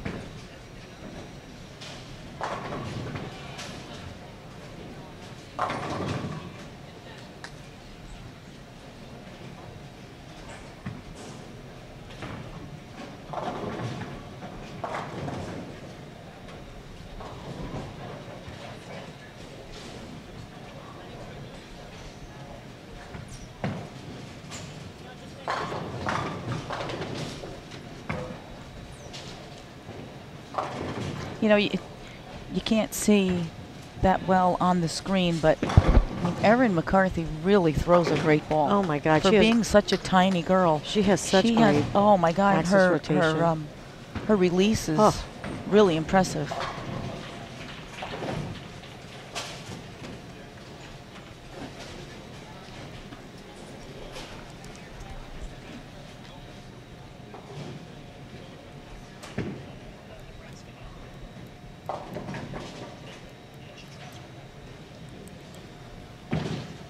Erin McCarthy, a product of the Midland Collegiate program in Nebraska.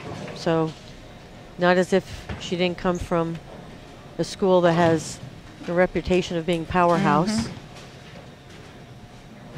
One of our rivals back then, Nebraska and Wichita. Lindsay Boomershine leads her match over Christina Wendell.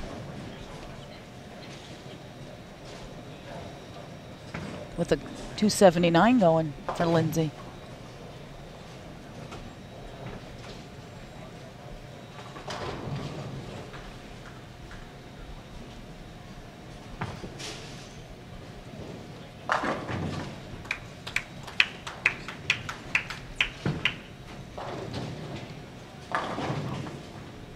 Danielle still has a 14-pin lead over Jody.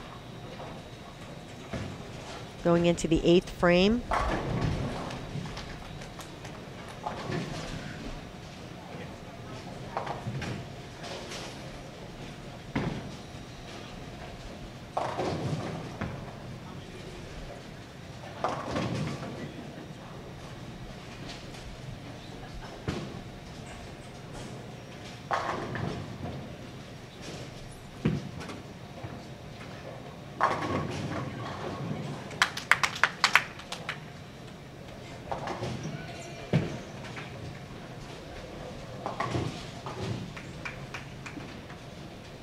Thirteen-pin lead for Shannon O'Keefe over Erin McCarthy. 11-pin lead for Clara Guerrero over Jazreel Tan.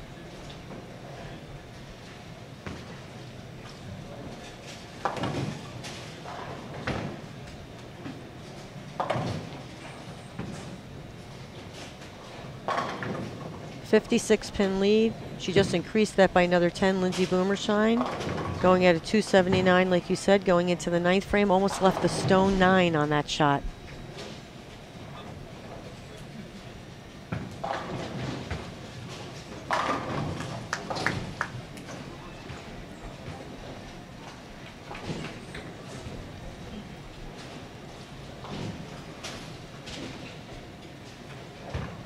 Linda's strikes stopped at 5 in a row. Still on a 260 pace.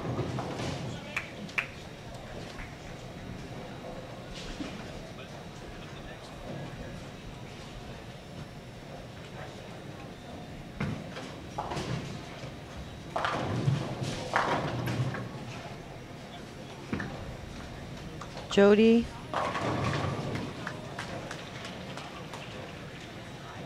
Wessner going at a 214 pace. Danielle McEwen going at 238.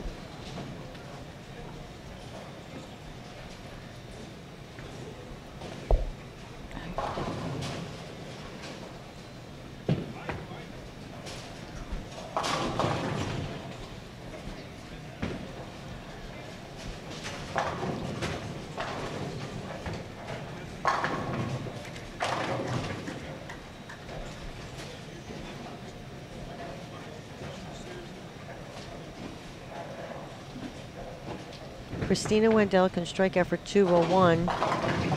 Just left the stone 8. Figured the 201 she could at least pick up a pin and not maybe lose any more, but just stone. She left the stone 8, so she'll shoot if she spare strikes 180. Yeah, she's really struggled this round. Last 3 games. It'll be interesting. Maybe she'll try something on her fill shot.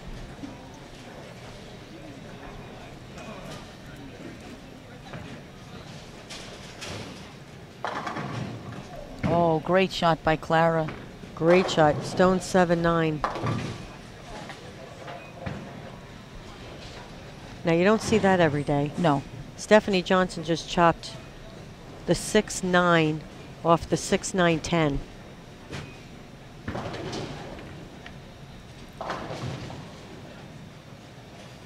The 3 in the corner. Yeah, I was figuring that out.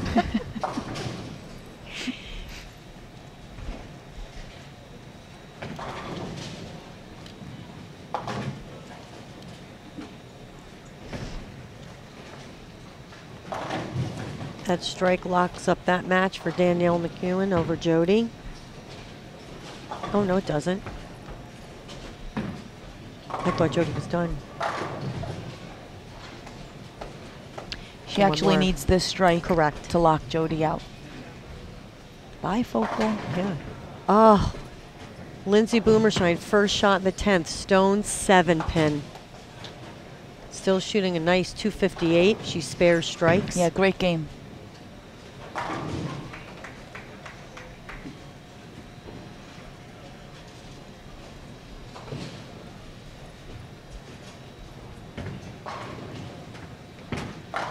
Oh, great shot by Danielle. With a spare, she'll finish with a 208. So Jody now needs a double. A double in 5.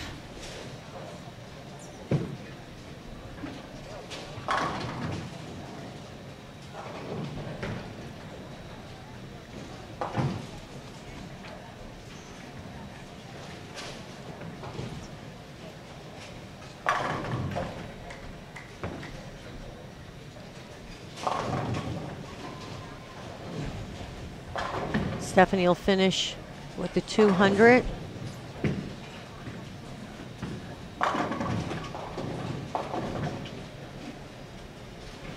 Great shot by Shannon O'Keefe. Lindsay finished with a 255. 255 win over Christina Wendell, who shoots 168. Shannon O'Keefe will win over Erin McCarthy.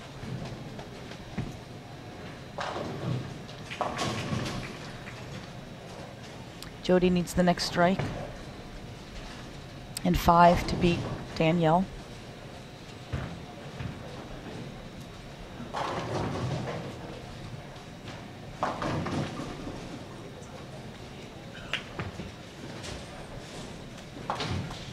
Now look at that. Jennifer Higgins on a double going into the 10th frame had the game won and just 7-10'd. If she gets 1, she only wins by 3. So Yeah. you never know. Jody left the ring 10. So Danielle will win that match.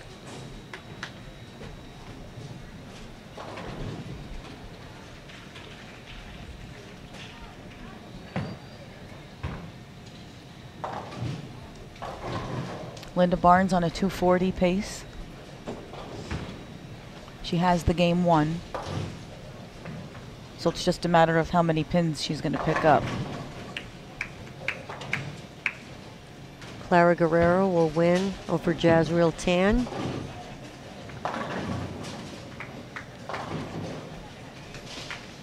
Can't see how Shannon Plahowski is doing. She's up by 20 in her match going into the 7th frame.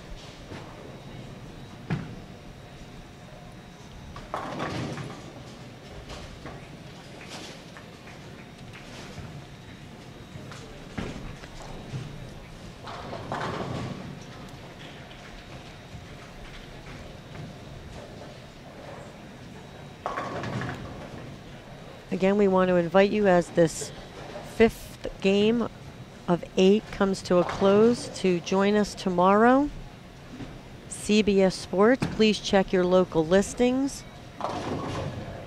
The show will be live at 1 p.m. Eastern Time.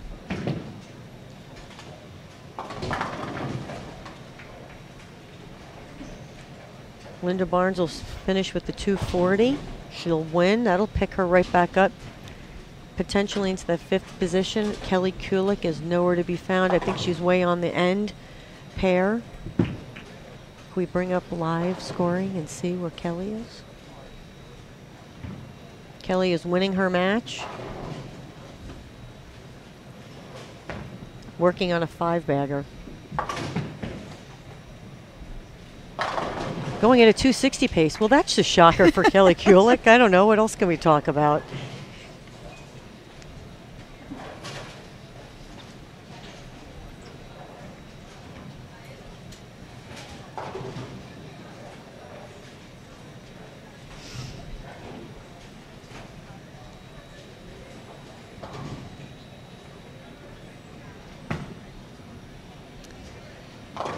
Danielle shot 208 and Shannon O'Keefe 207. They're going to be close for that 2nd and 3rd again.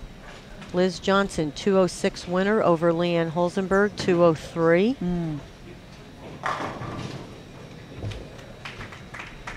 Danielle winner over Jody Woosner 208 to 203. You know, I always call her Jody Woosner. Is it Woosner or Wessner? I believe it's Wessner. I think I'll continue to call her Woosner then. Actually, I call her Mrs. Hawkins because that's her no, that's her married name. I think if we called her that, though, I'm not sure anybody'd know because it's not on the machine. Now Linda Barnes picks up 76.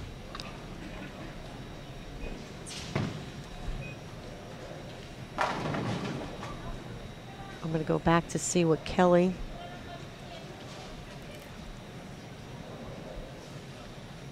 What's this Shannon O'Keefe? Shannon Plahowski. I'm checking. She's way on the other end. Shannon Plahowski right now going into the 9th and 10th frame. She can shoot 202, winning her match. Kelly Kulik now working on a six-bagger going into the 9th frame. She can actually shoot 268, so she's going to pick up 98. Which will still keep her in that 5th position.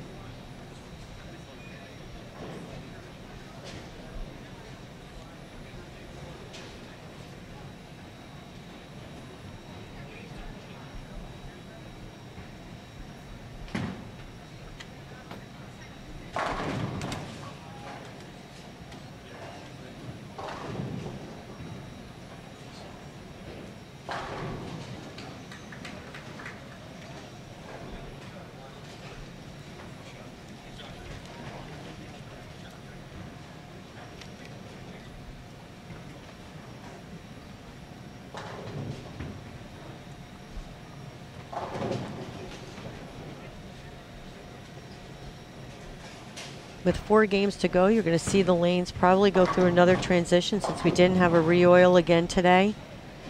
So like I said, the girls that really like to get left and open up the lane were able to create a good look.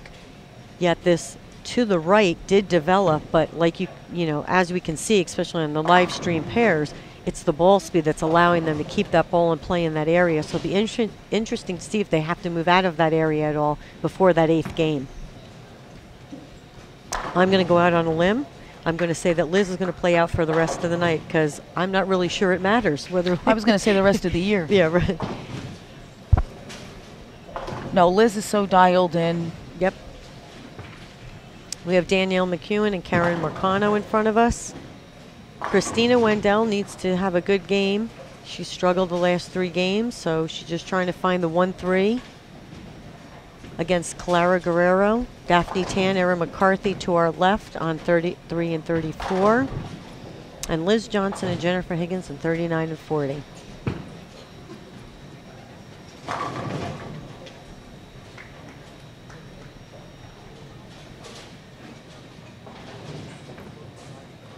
Did you bowl across the whole house for this event? Yes, up to 48. We only used this top bay. Okay.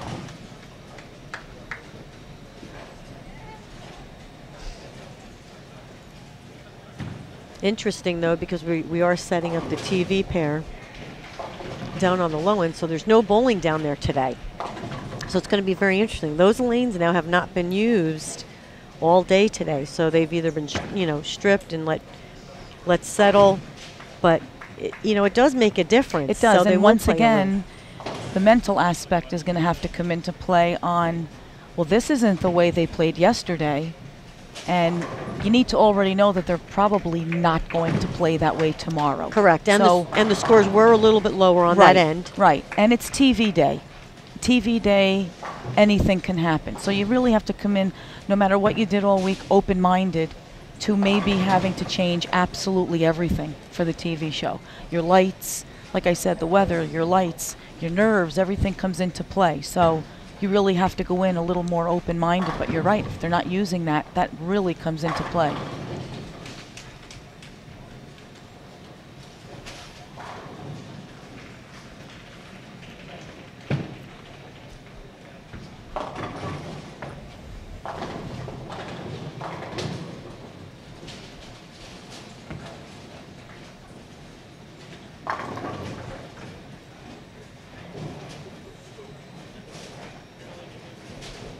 Okay, Kelly left 9 in the 9th frame. She's already got the game won. With a spare, and if she strikes out, would be 247.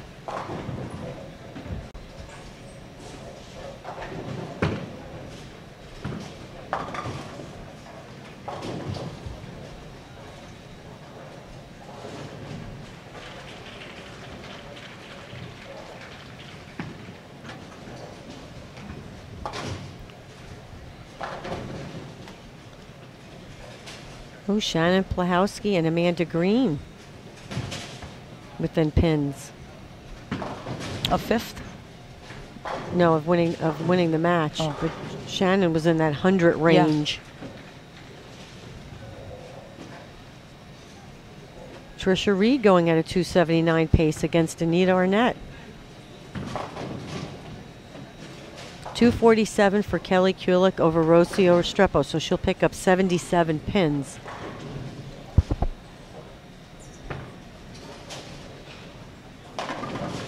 And her and Linda were within pins, correct? Yes, Kelly will stay ahead of Linda by just a few again, pins. Because Linda picked up 75 or 78 pins by winning. Still within a few pins. What did Daddy used to call those? Nail biters. Yeah, exactly.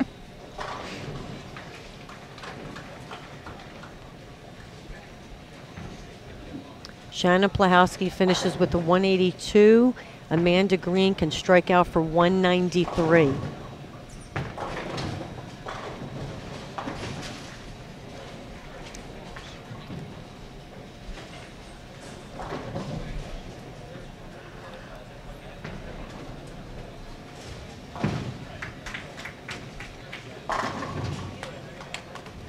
Well, Christina Wendell has a much better look on this pair in front of us. Yes. And I'm happy for her because she bowled so well. Mm-hmm. She took a little tumble there, but she's rejuvenating herself here on this pair, and that'll help her confidence.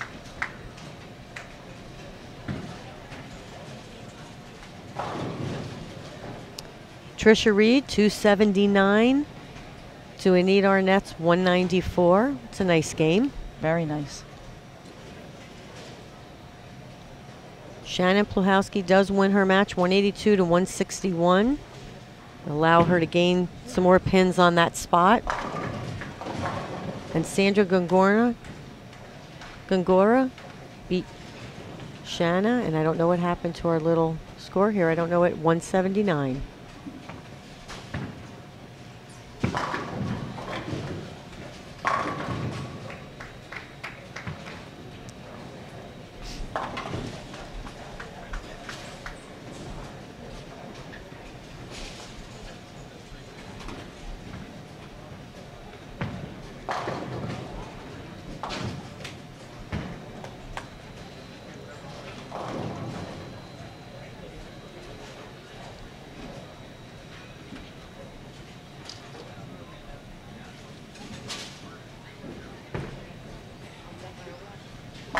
You know, we know what makes Kelly Kulick's bowling great, but when she struggles, in your opinion, what is the component that makes her struggle? Is it that her ball speed gets slow, or is it because of her tilt and the way her ball enters the pocket?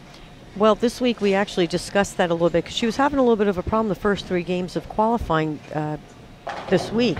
One was her shoes, her soles and heels. She couldn't get the right combination. It got a little humid in the bowling center. It got a little hotter outside. So she couldn't find the right combination of soles and heels. But once she did that, it went right back to her, her fluid self. The other thing is, Kelly's a big feel player. She sure is. She's a big feel player. So I don't want to say it's really timing or anything's really majorly off with Kelly. I think it's her feel, how she feels, how is she getting to the line, and more of her tempo to get her into that rhythm. I really do think that's what it is because she is such a feel player, especially with her hand. Yeah. Because, watching her, you think, what could go wrong? Nothing ever looks different. Right, nothing ever looks different.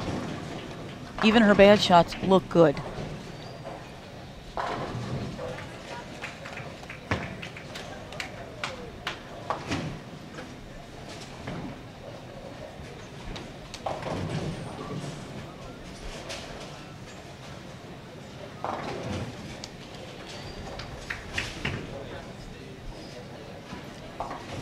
Lindsay Boomershine once again on a 279 pace.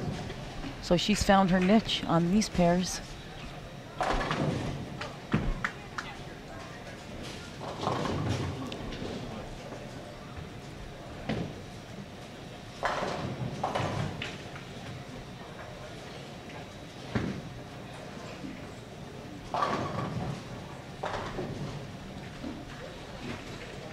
Stephanie Nation struggling a little bit on 41 and 42. Down by 52 going into the 5th against Leanne Holzenberg.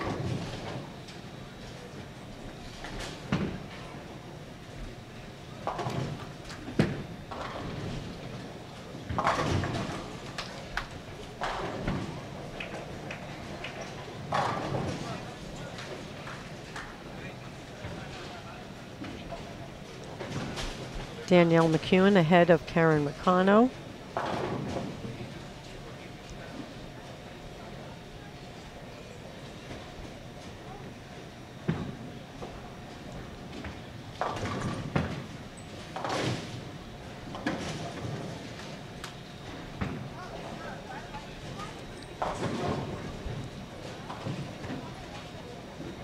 Linda Barnes picked up a split in the 3rd frame, and now she's backed it up with a double against Jody, up who by just 15. opened.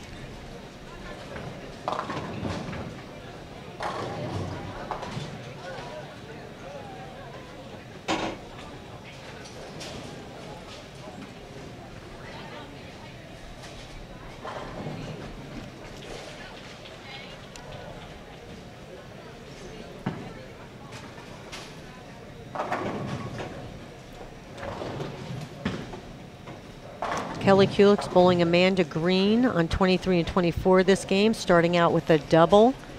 Kelly's definitely found a look that she likes. She bowled well on the burn during this week.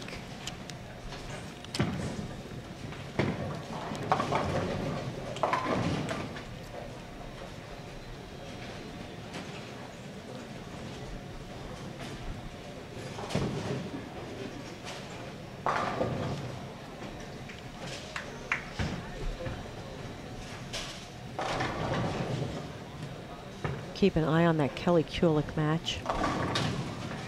Danielle McEwen with a strike in the 5th. Still playing right, just changing equipment. Up by 44 pins.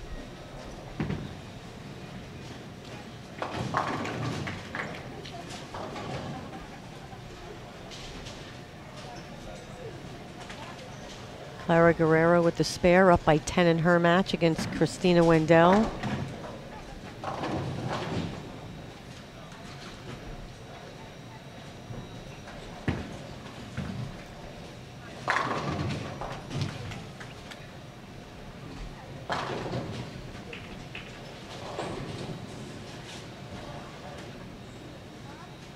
Liz up in her match against Jennifer Higgins, going into the 6th frame by 12.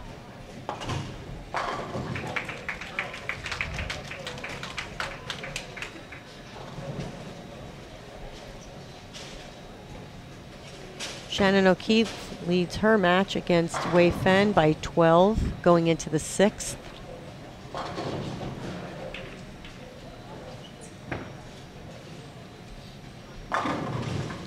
Linda Barnes up by 14. Jody just struck, going into 7th.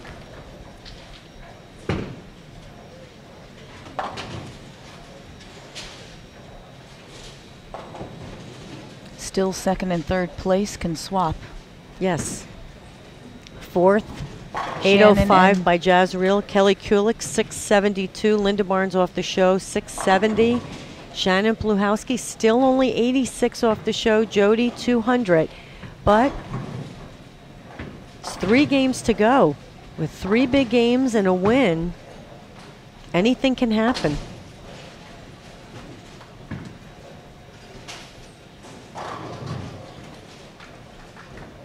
There was a period of time on the ladies tour where, do you remember Kim Adler made more shows coming from nowhere? 10th, Exactly. 12th place, the last 8 games of match play.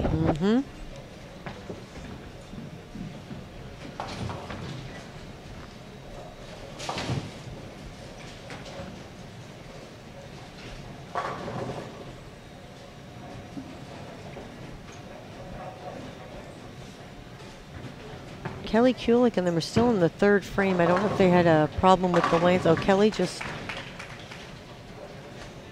She did. I believe she has a triple. Yes. Yes, I can see that. Okay. Yeah, I was just updating slow. Sorry about that, people who are listening. I'm trying to man the computer for the... Kelly's down way on the 21, 22, or 23 and 24, and I can't see those pairs from where we're sitting here behind the live stream.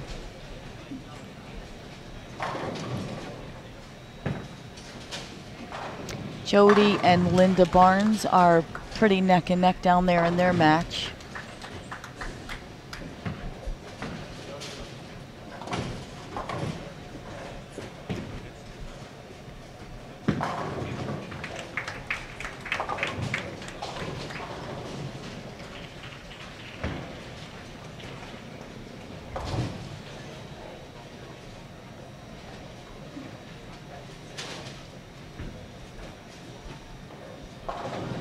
Leanne going at a 240 pace.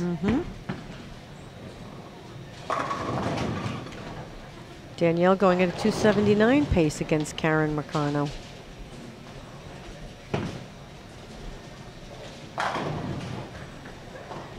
It's funny because the later the the longer the tournament goes, the later it gets during the night. Liz just seems to throw it harder and harder. Yeah, doesn't matter.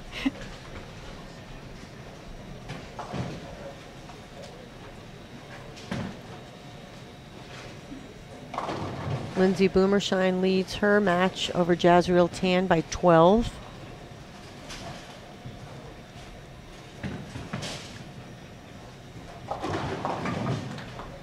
Shannon O'Keefe's up by 14.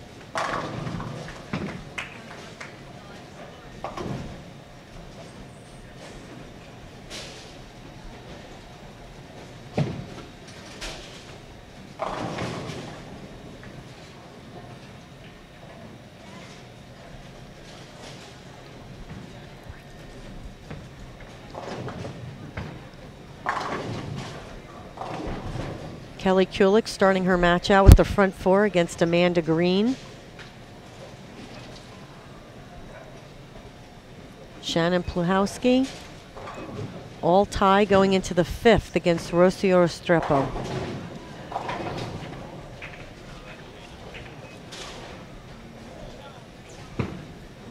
(11-pin match for Linda Barnes, leading Jody going into the 9th frame.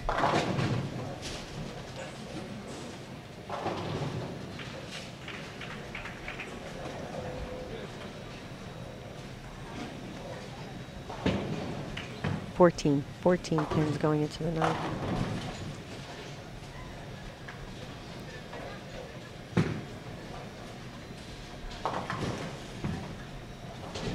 We have this game halfway over. We'll go through game 7 and then we'll have a short break before position round, which will be right here on our live stream pair. So make sure to stay tuned till the very end. Shannon O'Keefe going at a 279.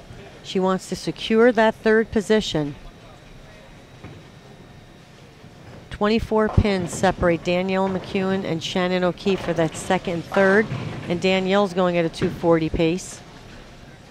250 if she strikes out in the spares and strikes out in the 10th.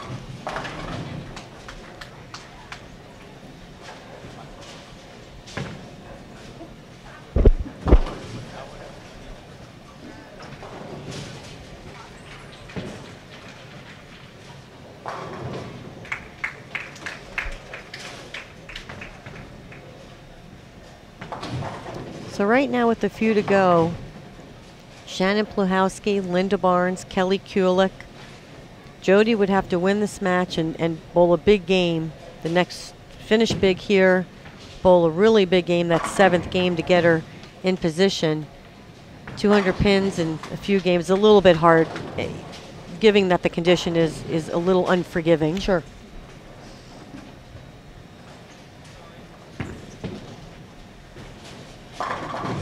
Linda Barnes with the spare can shoot 206 with the spare strike.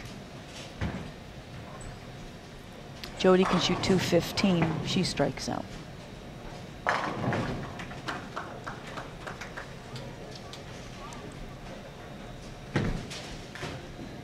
Shannon Pluhowski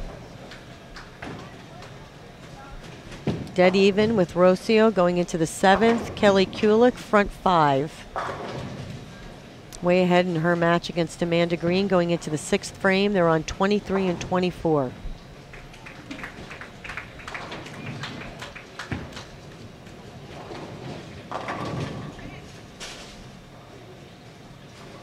If you want to watch your favorite player, which some people do, feel free to go to pwba.com/live and you can click on the pair and watch your favorite player bowl their match. Follow their match along as they throw each shot. Shannon O'Keefe shoots 248, winner of her match over Wei Fei.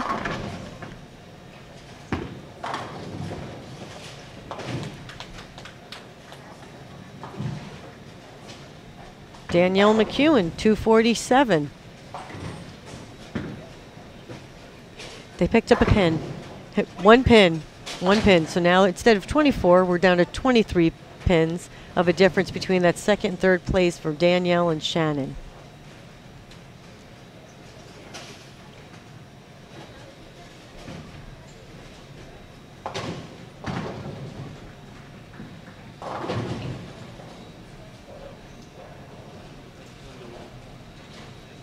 Jody just split in the 10th frame. So Linda will win her match. She'll pick up 35. Kelly Kulik, spare in the 6th. Way ahead in her match.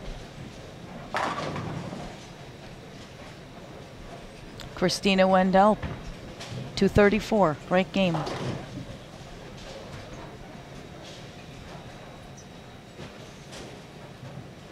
Shannon Pluhowski leads by 11 pins over Rocio, going in the 8th frame. Going at a 268 pace. So even though Linda picks up 35, she would pick up 90, which means she'd pick up more pins on that gap going into the last 2 games. It'd be rather close if she were to strike out.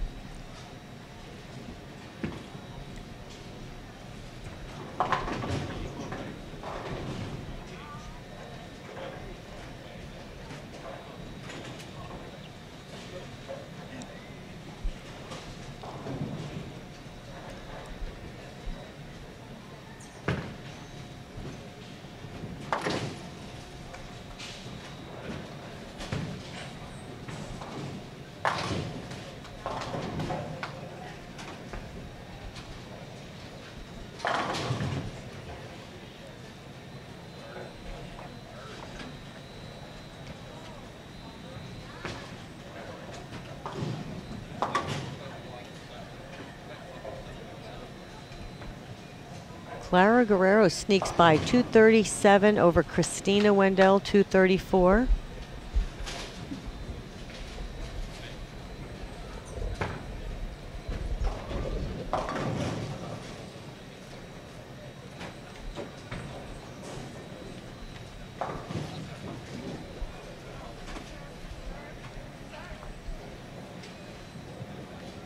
Shannon Pluhowski leads by 10 going into the 8th frame. She can strike out for 247.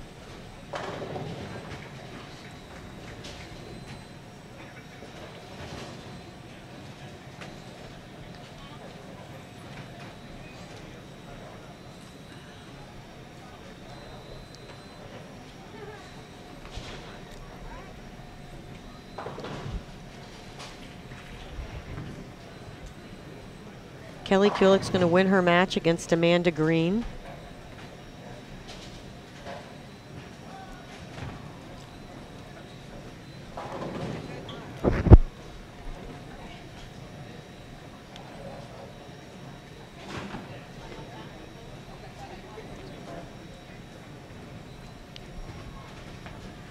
Daphne Tan struggling on this pair. Erin McCarthy will win her match. Daphne Tan finishes with 126. Erin McCarthy can strike out for 207. We'll be starting game 7 right here in front of us, 35 and 36. Wei Fen against Jazreel Tan. Leanne Holzenberg against Linda Barnes.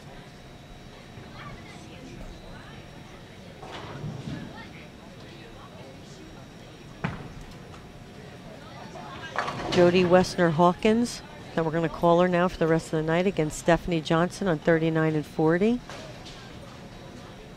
Liz Johnson will be on 41 and 42 against Karen Marcano.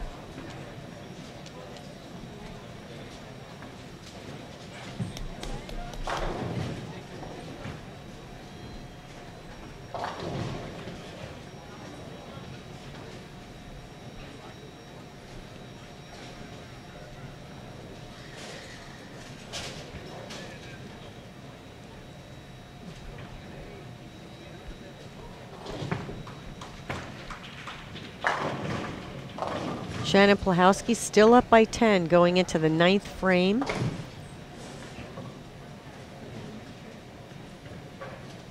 Kelly Kulik with the spare in the 8th, going at a 255 pace.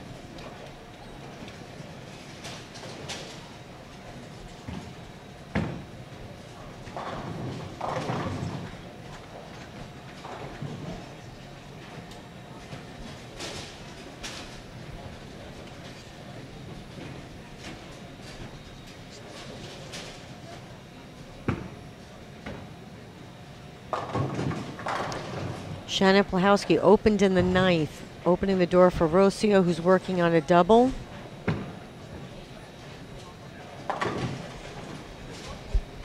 Best Shannon can do is 223.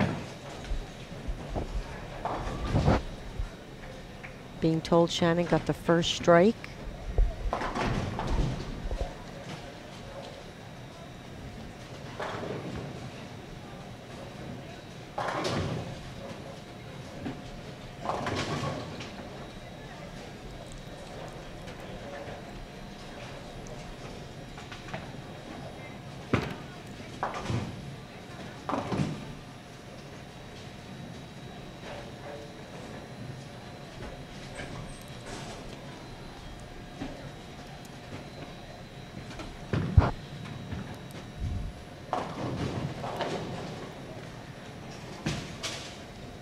You know, these are two big games, seventh game right before position round.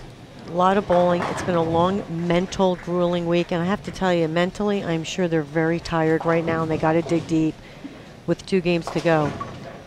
Shannon Plahowski, double. Strikes one more time, 223. Needs a mark. Rocio will need a mark in the 10th to win the match against Shannon.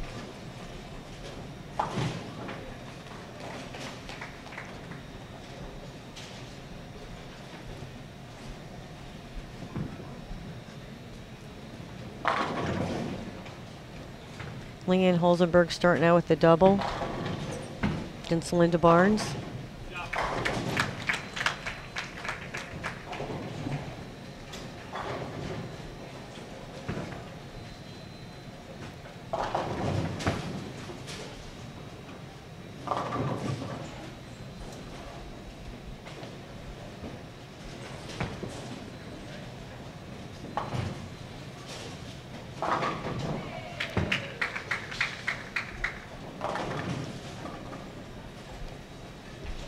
Kelly Kulik getting up in the 9th frame.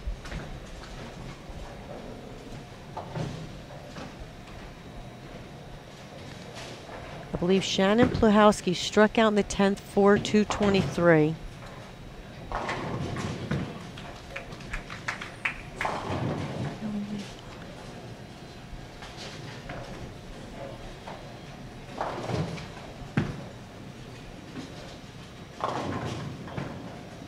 Now that was interesting. Wei Fen moving right, just going yeah, up just the back going right of up it. the back of it. That was very interesting and gutsy. Yep. Just trying to keep the ball on line.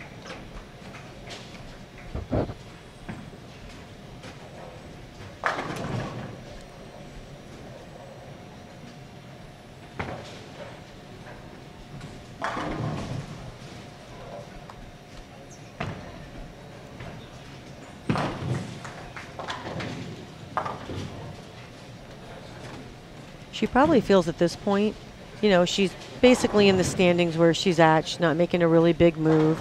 So why not try something and learn from the experience and see what you can do? And you know, do with the piece of equipment that you may not have used, see what it would do.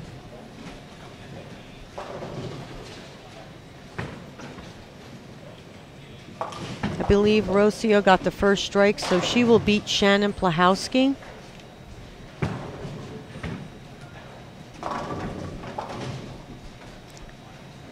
A little bit of a holdup on lanes 23 and 24 with Kelly Kulik. We don't know if there's a problem. We're trying to get the update.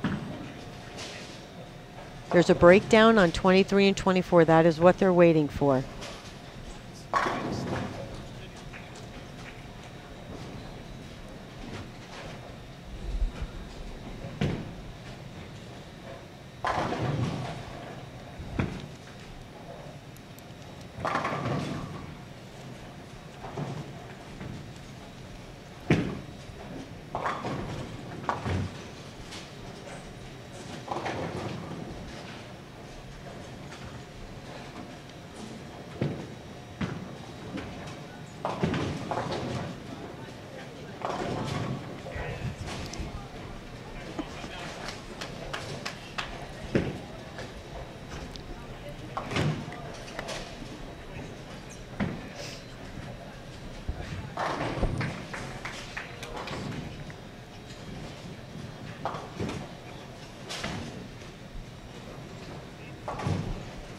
So the update on the standings will be a little bit slow. We're a few frames behind due to a breakdown on 23 and 24. They have it fixed. Kelly is now throwing her shot, and I believe she struck.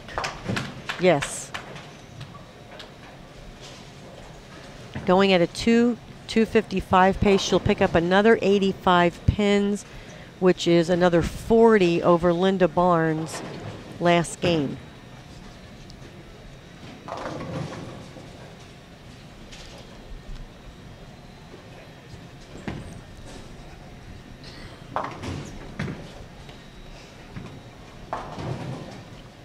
So that was a big match for Shannon Pluhowski. So this match for Shannon's pretty big. I'm going to find out what pair she's on this game. Well, she's probably down there because they've already started. Correct. She'll be on one of these pairs that she's waiting for them to finish up, I'm sure. So Rocio will shoot 236 if she makes her spare against Shannon's 223.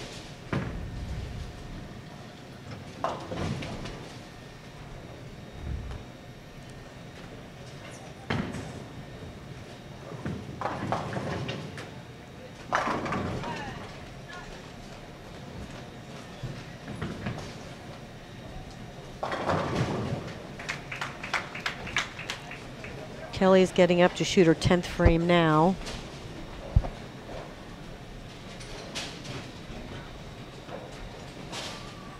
Liz Johnson spare 3-bagger. She just wants to secure that first spot, so she's trying to. I think her goal is to be by how many hundred. Right. Leading over Karen.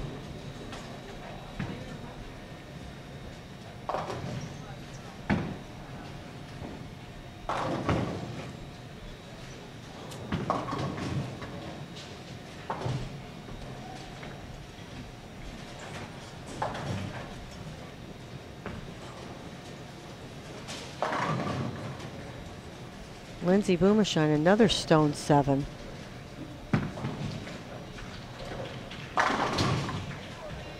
Wei Fen not making that look so bad out there, huh? That looks great. But that's also to show you how talented the team Singapore really is. I mean, they can do so many different things and play the entire lane. It's actually a pleasure to watch. It really is, and it's just proof to what we were talking about earlier today, how far world bowling has come, especially for the women.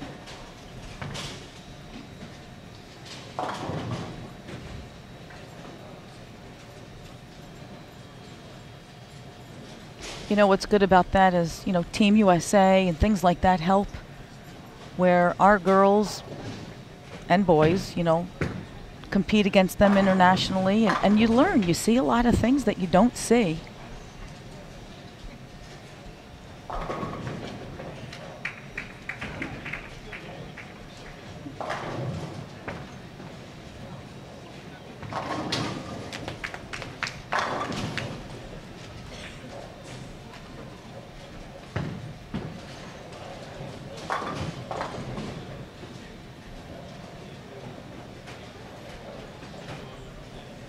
Now the pair that Kelly is on, who is she bowling? I can't see that far. Amanda Green, they're down on 23 and 24. Okay. Kelly wound up with 244, so she'll pick another 40 up over Linda, so she'll increase that 5th place to... But that's the end that Amanda Green shot the 299. So correct. There's nice scores coming down from those end pairs. Right.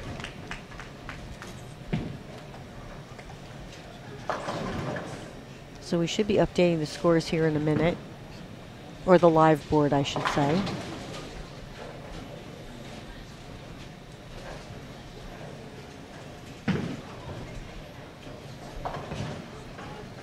Beautiful swing on Jazz real nice and straight, comes through nice and straight.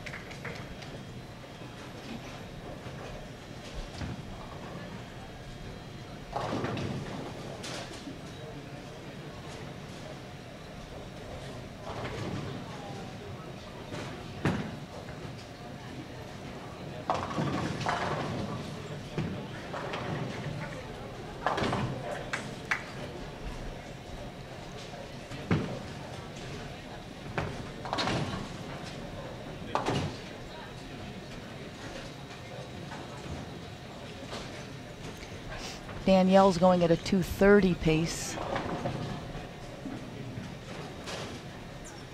Updated standings, Liz Johnson, 13:55. Danielle stays ahead of Shannon O'Keefe by that 23 pins. Picked up that 1 pin, that 1 match, 12:43 for Danielle, 12:20 for Shannon O'Keefe. Jazreel Tan, 7:93. Kelly Kulik, 7:46. So once again, Kelly can move up into that 4th spot. So really 4th and 5th. The 6th bowler, 37 Linda pins. Barnes, could jump up. Exactly. Also. And then Linda Barnes out of the show by 41 pins after that game. Shannon Pluhowski, 137 out. Which again, a big game and a win can bring that down. But you know, also Danielle is now only 110 about behind Liz. Liz was 300 ahead of everybody. Now it's only 110 Right. pins. That's big. I don't think she's going to falter any, but No. I gave a clap to Leanne Holzenberg for that strike. She's a member of Team LFW, and she'll kill me for saying this. I know Gary's probably listening. She is the oldest in the field. She's the oldest in the field because usually I am, or Anne Marie is. that's right, Anne Marie.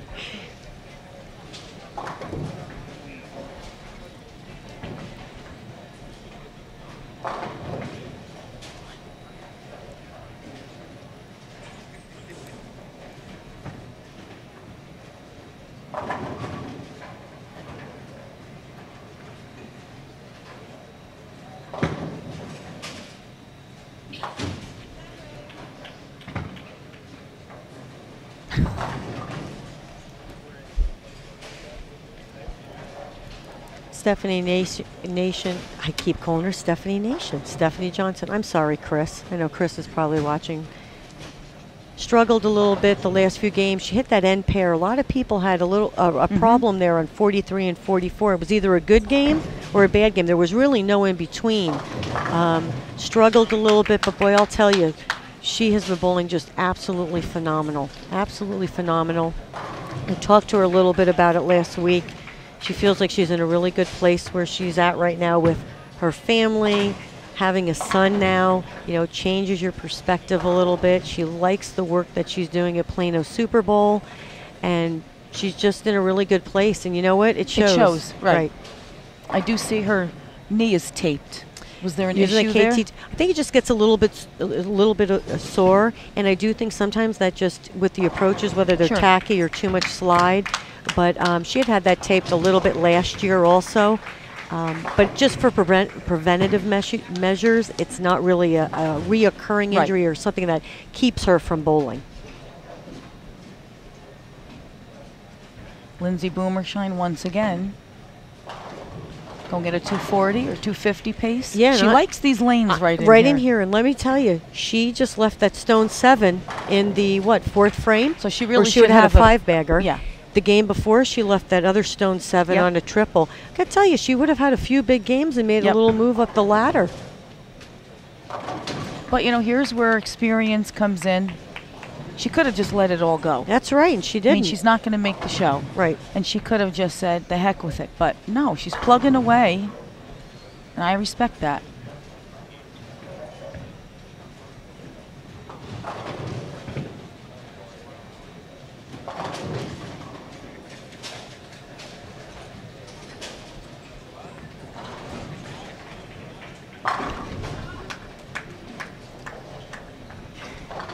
Jazreel Tan coming back with the double after a 9 spare. Leads by 12 going into the 8th. Shannon Pluhowski starting with the front 4, 137 back. She shoots a big game and wins. It's going to be a really crucial, I think it's going to be a crucial position round match anyway. But you could have that 3 bowlers really vying for that flip of 2nd and 3rd, flip of 4th and 5th, right. 5th and 6th, 4th and 3rd and 4th. Yeah, it's close.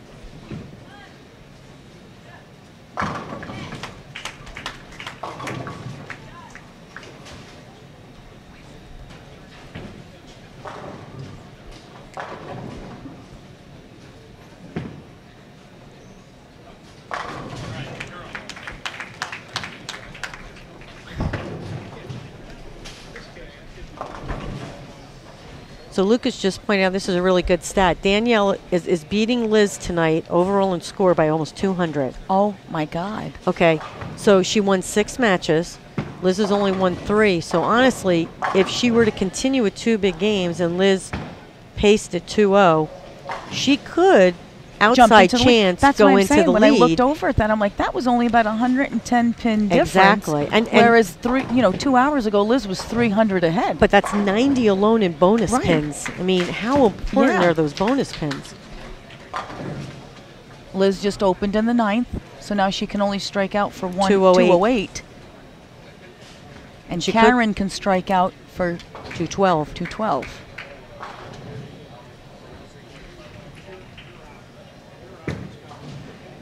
Shannon O'Keefe going at a 246 pace again. If she doubles here, 240. And she does. And Lindsay Boomershine's going for 249. So we could have 240 games within 3 pins. But once again, that The 30 bonus will be huge for Shannon. But Shannon was only 23 behind Danielle, so now she can move into that second spot. Right. Let me check Danielle's score. She's shooting 2 teens, so that's correct. That'll swap it right out. And she has the game won. Correct. So she's going to get the 30 regardless. Right. Now Shannon may not get the 30 pins bonus, correct. Now Lindsay needs to double and 8. I'd like to know if everybody out there in TV land or whatever you would call it, live stream land, understood everything we just said. If not, we'll update you here as we're getting ready for position round. We'll figure it out and go over the scenario. But what we're basically saying is we could have a first, second, or third swap places along with that 5th and 4th. So there's basically no one's position is safe. Not anymore, no. I should say top 4 are definitely in the show. Yes, the bowlers are safe. Great shot by Lindsay Boomershine, leaves the ring 10, which will give Shannon O'Keefe the 30 pins bonus to go around Danielle McEwen. For second place. For second place right now going into the position round. So Liz Johnson will be bowling Danielle McEwen, we can tell you that. I'm sorry, I said that incorrectly. Liz will be bowling Shannon O'Keefe in the position round. Danielle McEwen right now will be bowling Jazreel Tan. Liz wound up with 208.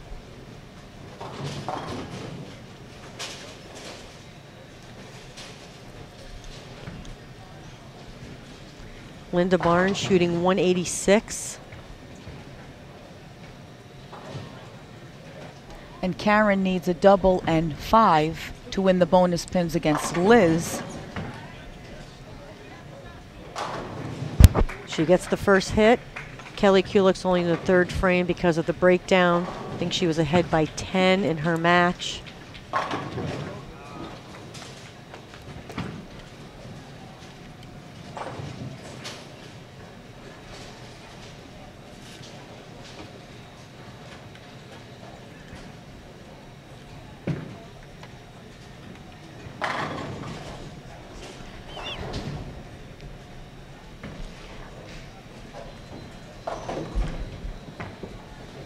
If Leanne Barrett strikes and spares, they tie.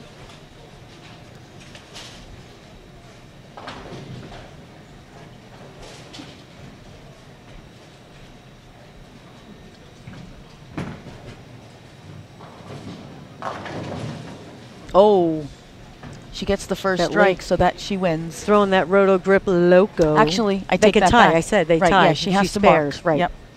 Throwing that roto grip loco. I told her how good it was the other night when I was playing 27-30 with in on the burn. I was all proud of myself. I said the ironic thing to Johnny was that was my good block. I thought I was supposed to bowl good on the fresh. Yeah, right.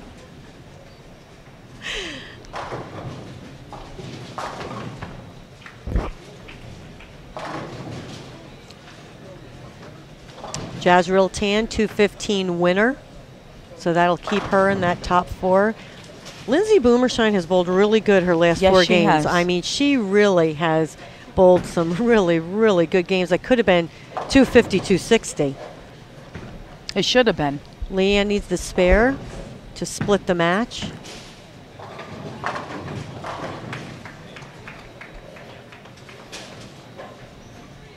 Oh, Shannon O'Keefe going into position round will be 67 pins behind Liz Johnson for the lead of the tournament. Unbelievable, isn't it?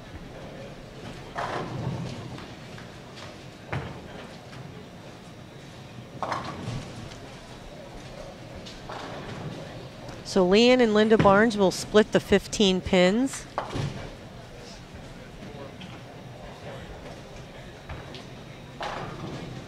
Check on the Kelly Kulik match. Like I said, they're a little behind, but we're going to try to keep you updated as far as we can. Right now, she is 18 pins ahead of Sandra Gongora. Going into the 5th frame. You saw a lot of those hits this week right there what Stephanie Johnson did. That nice where it just comes in there and throws all the pins to the left, but they all went right in front of the 7 pin.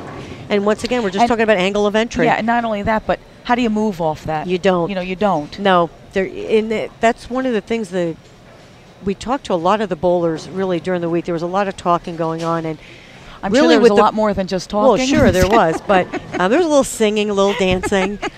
But one of the things on the patterns that we've been bowling on is even though you ring 10 or you blow or 7 like that, your moves at times weren't big. They were with your eyes, down the lane, closer to you, not with your feet. Or it was just a hand position. Sure. It wasn't, depending on what the pattern was, it might be subtle moves. Yet this week when you moved left, it was with your feet a lot, maybe not with your eyes. So it really was, grueling week to week to figure out what you really needed to do to tweak your reaction just a little. Shannon Plahowski right now going at a 257 pace and winning her match against Trisha Reed, which will be huge. That's 80-something pins, and she was only 137 behind, which now puts her in position to shoot a big game. And the unique thing about Shannon Plahowski's position is she's the only one bowling on the left. No, Trisha Reed. No. For position round. That's correct. That's correct. Kelly Kulik backed up after that spare with the next 3.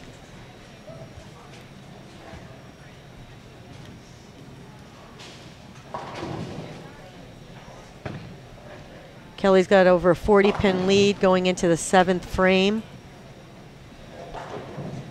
She bowls a big game this game and wins. It's going to put her within, I believe, in the show by 100, correct? Roughly? Look at that. Lucas was typing that, and the mathematic whiz I am, I figured that he's laughing hysterically because I could be the worst at math. And he just gave me a little back pat. My daughter would be proud.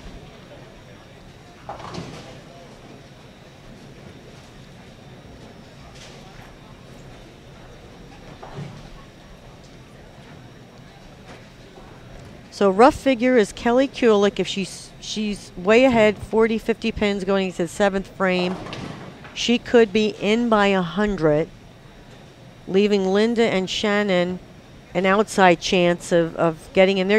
We've seen it before. Right. And then, of course, the flip-flop of the 1, 2, 3, 4.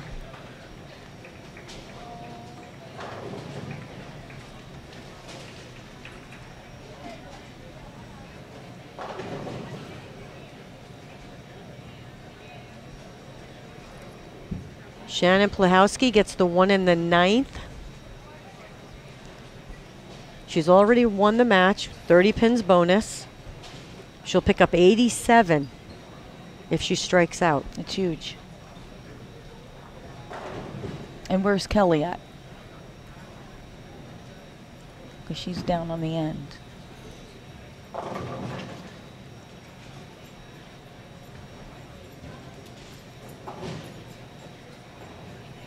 '27 and 28 working on a triple.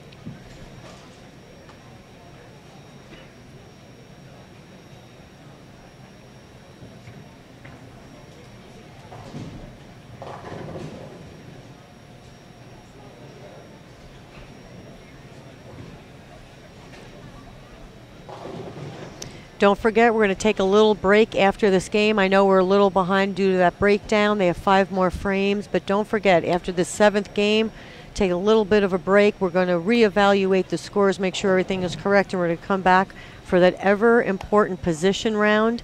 It'll be right here in front of us on the live stream pairs.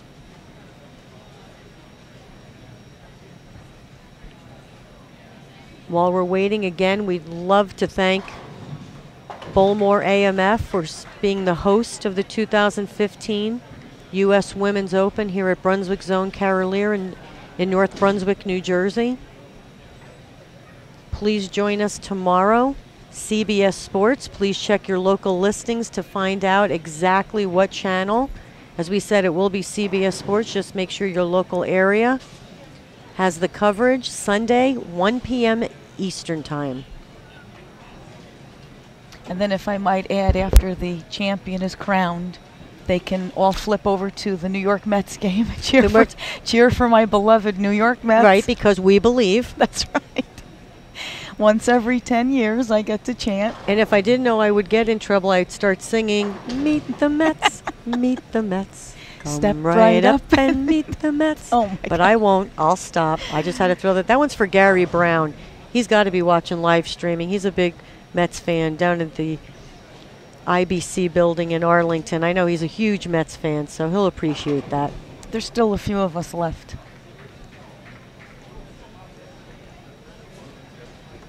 Kelly Kulik, let's see if we can get a refresh.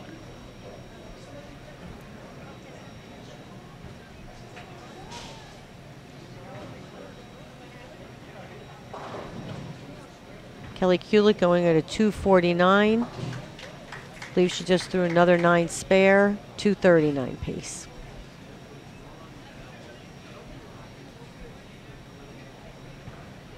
.238. 238 for Kelly Kulik. If she strikes in the 9th and the 10th, she has the match one as Sandra's only going at a 160 pace. Shannon Plahowski finishes with the 237, picks up 67 pins on the potential 5th place.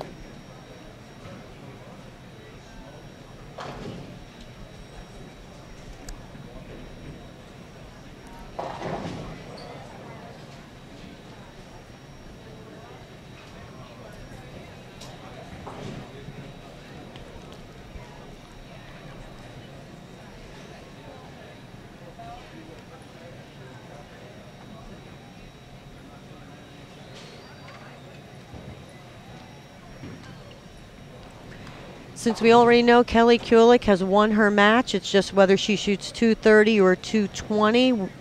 We want to remind you that position round will take place right here on live stream in about 15 minutes. You will see Liz Johnson, Shannon O'Keefe, Danielle McEwen, Jazreel Tan, Kelly Kulik, Linda Barnes, Shannon Pluhowski, all vying for a position. The positions are already established. It's what position they will actually be on. They've got a place on the TV show, those top 4. 5, if she marks in the 9th and 10th, she'll be in by about 100 pins.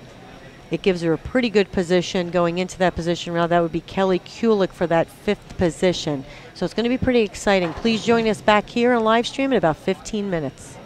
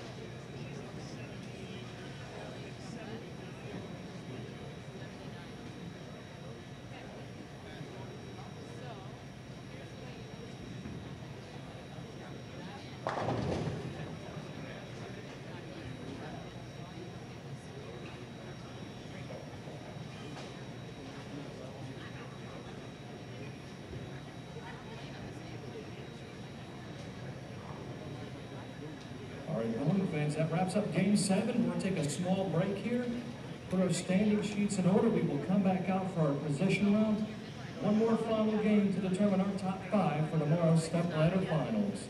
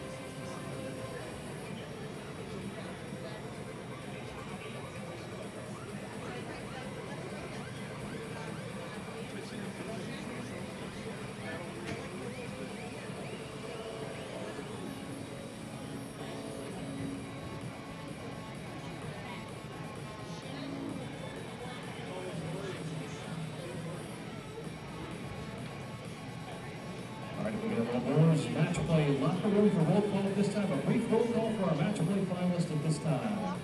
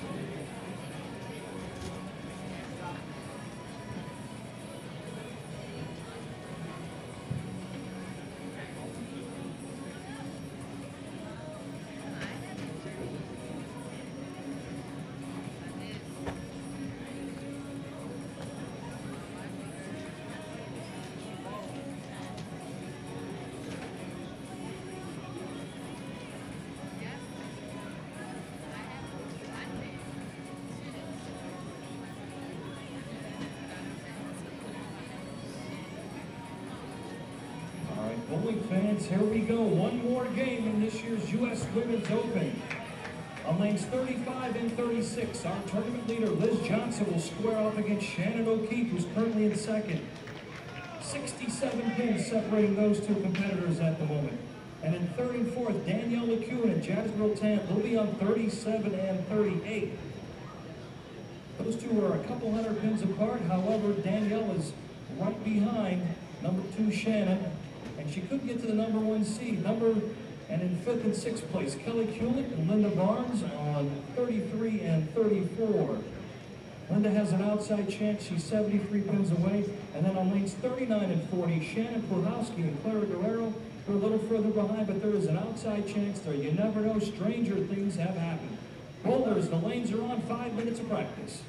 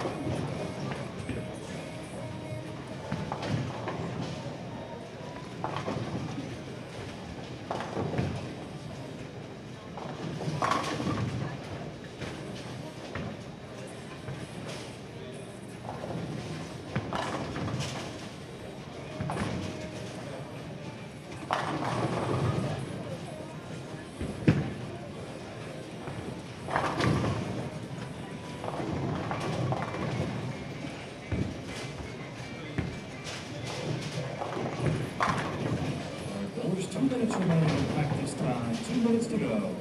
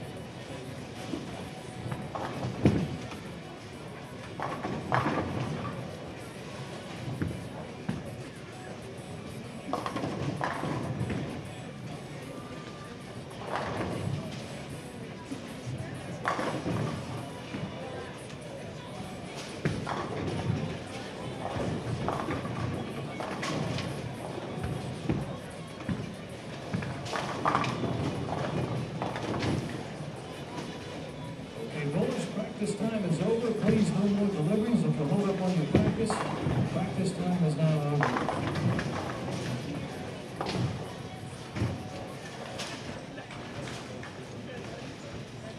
Okay, bowling fans, this is it. One more game. Number 1 and number 2 qualifier on 35. I want to welcome you back to the final game of the 2015 Bowlmor AMF U.S. Women's Open, hosted here at Brunswick Zone Carolier, North Brunswick, New Jersey.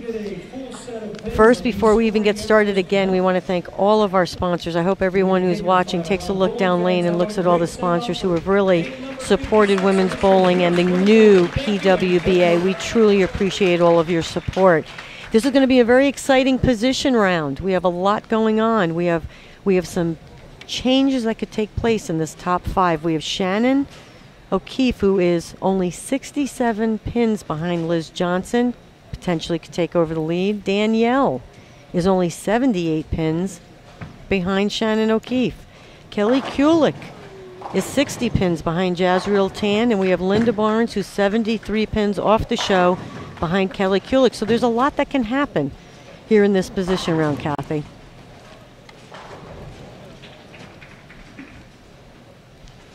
Always comes down to one game.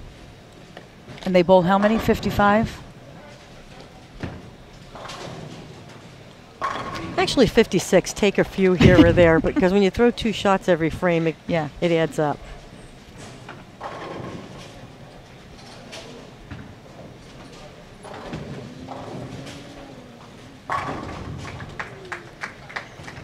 I'll tell you, from about game 4 tonight, Shannon O'Keefe has bowled she's been on fire. Unbelievable. Yep.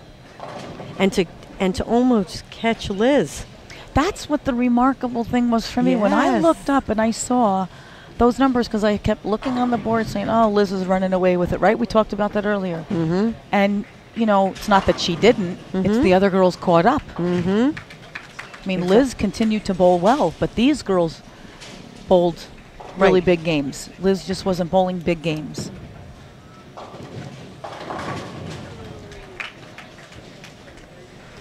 That's okay. She's put enough balls in the pocket. I'm sure she's saying, well, you know, every now and then. First shot for Linda Barnes.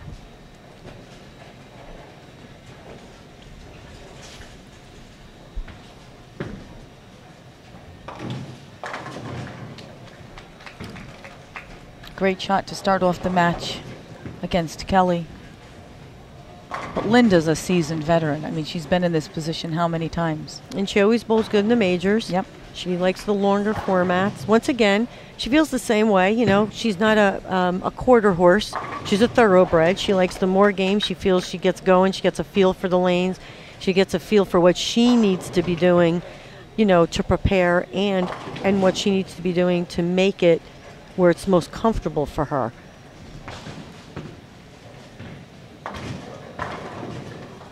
Another I like good that shot. analogy, the horse analogy. I like that. That's what happens when you hit a certain age. Goes back to the old analogies.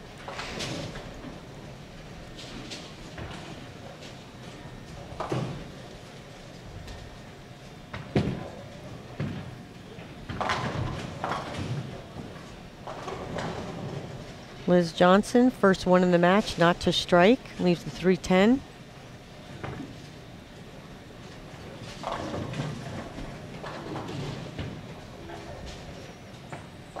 That shot didn't look so bad off Danielle's hand. No. Looks, I mean, she might have missed it just a little bit, but not so bad. And honestly, if she was going to 210, she probably wants it here than earlier in the night when she could have lost the match. Because she has a secure spot on the show. Yeah, it's just whether she's going to move. say, you know, she's had a secure spot all day. Mm-hmm. But to maintain that is not as easy as everybody thinks. No. You know, you're up by 200-300, and now look at Liz. Look at the position she's in, possibly to lose her lead. So, you know, hats off to Danielle for continuously bowling well, keeping her mind in it.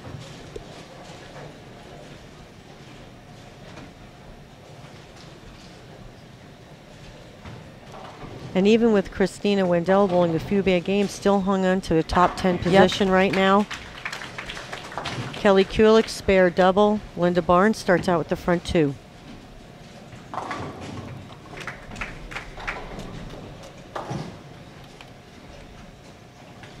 So Shannon basically has to beat Liz by 37 pins to take over that top spot. Well, she starts out with the front three, and so what I think she's saying is I'm definitely not losing my second seed. Well, that's true.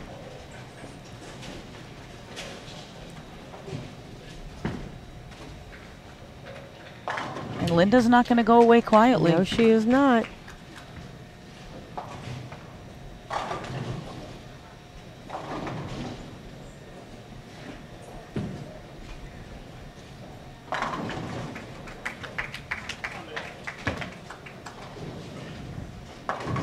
Oh. Oh.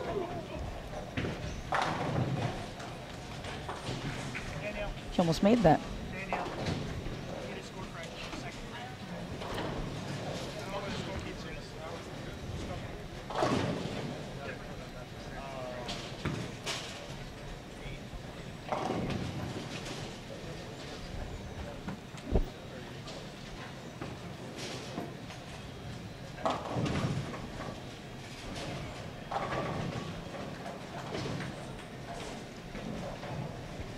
Linda coming up a little bit light. Leaving the 2-7-8.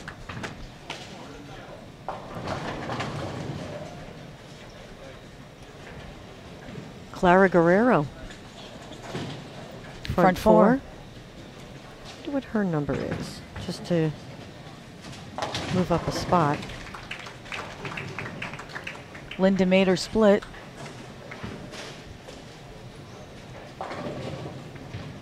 Clara, 74 pins behind Shannon Plahowski. I mean, she move up a spot with a big game and a win.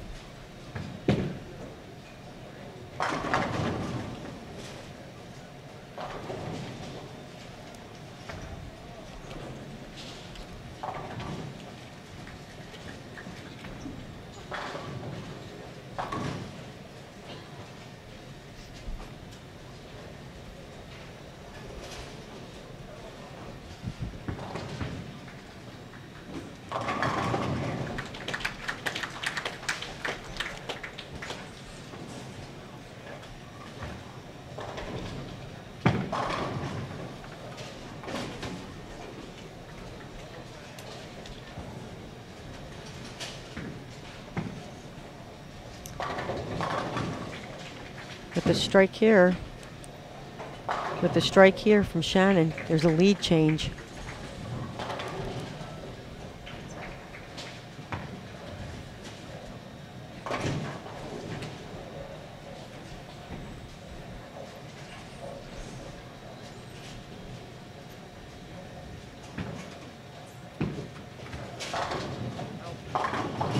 Nice going, Carolyn. You jinxed That was her. a kiss of death. Sorry. Those two things I did say tonight, and then someone didn't strike, yeah.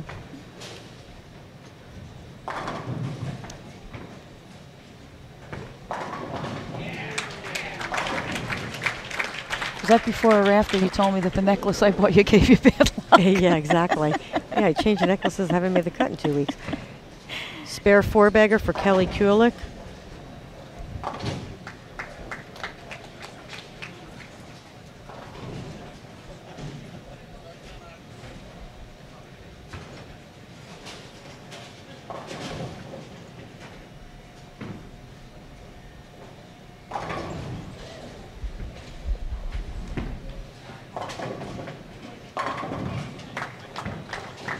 Danielle coming back nicely after those two frames with the double.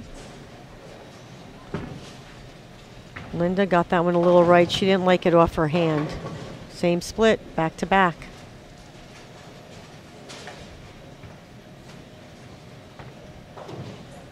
I noticed watching Linda today that the majority of her misses are right. Yeah.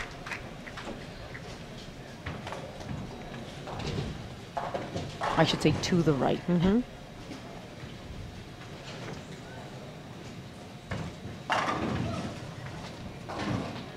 Jazareel bowled in 3 tournaments, made 2 top 5s, and won 1.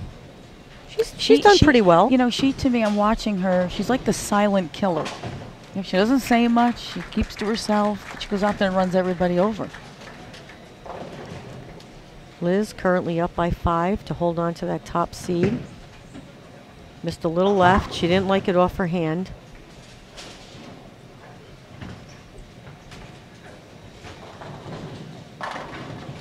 Clara, front 6. She's going down with the fight. She is.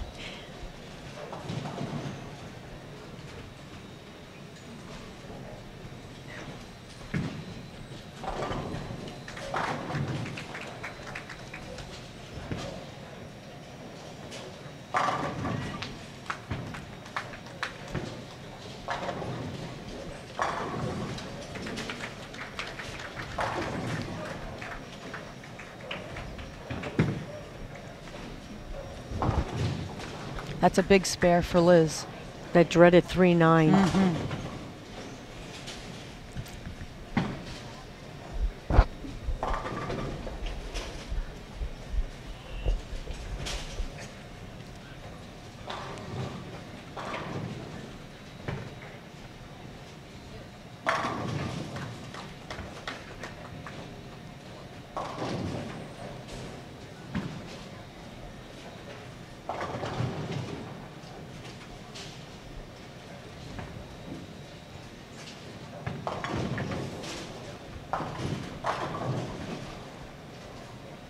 Kelly Kulick, Greek Church, 6th frame.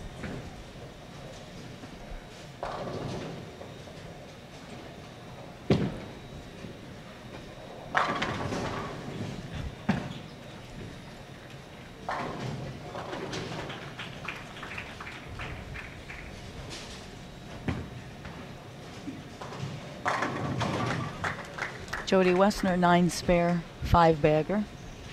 She's going to go out on a good note. Yep, Clara, front 6.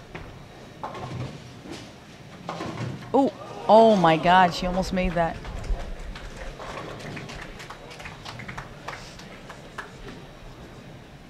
Linda takes the lead by 1 pin.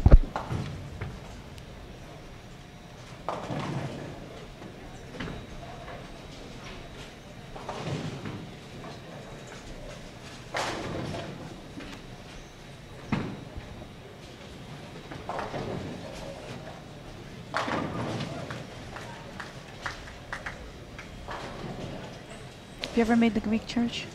I think once, twice, I don't know. I have made it though. With that strike, Shannon takes the lead, goes right around Liz with 3 frames to go.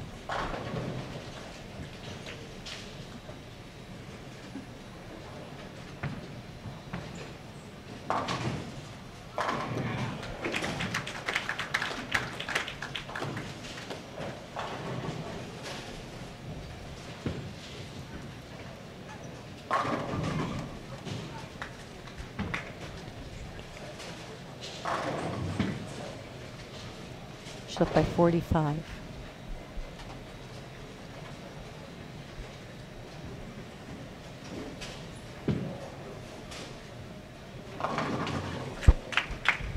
She knows what's on the line here.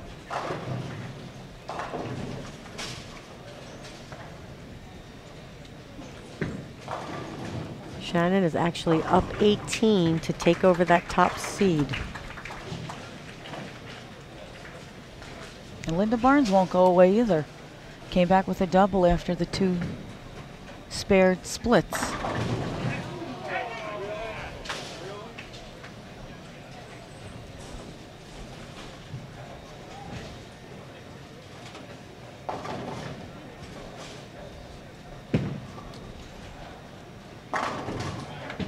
Great shot by Liz.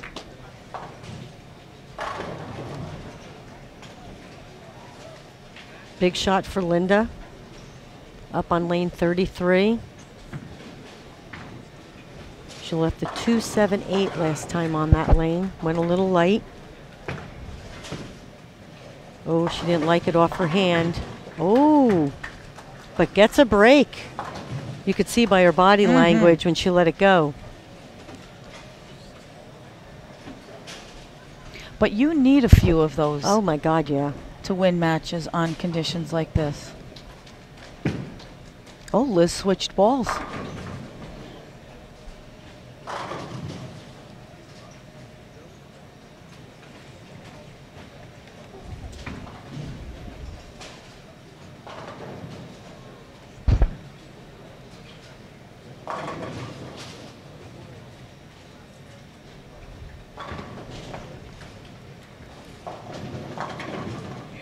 Kelly struck there. See if we figure this out. 220 in the wood for Kelly. Oh my God, Liz just missed that 10 pin. Shannon O'Keefe. I believe she just took All the right. lead. She's going to take She's the gonna lead take in the the lead. tournament.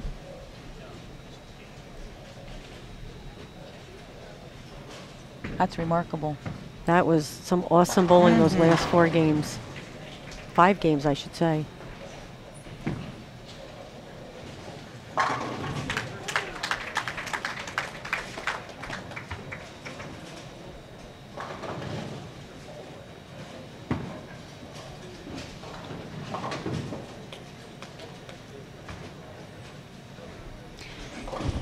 I was trying to think of all the shows she made. She also made the show when they bowled outside in Reno, the ladies. Yes. Yeah. Correct.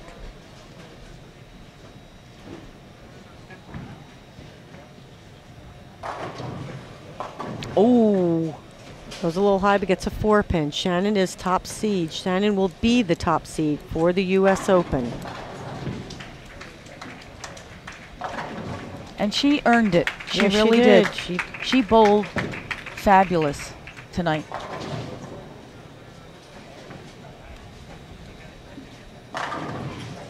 But hats off to Liz for leading for so Oh my God. long.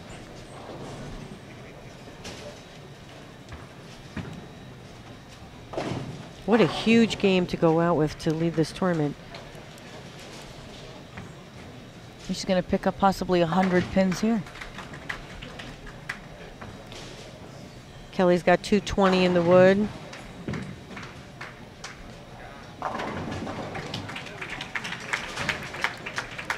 Linda is in a must-strike situation in the 9th and 10th, I believe, correct?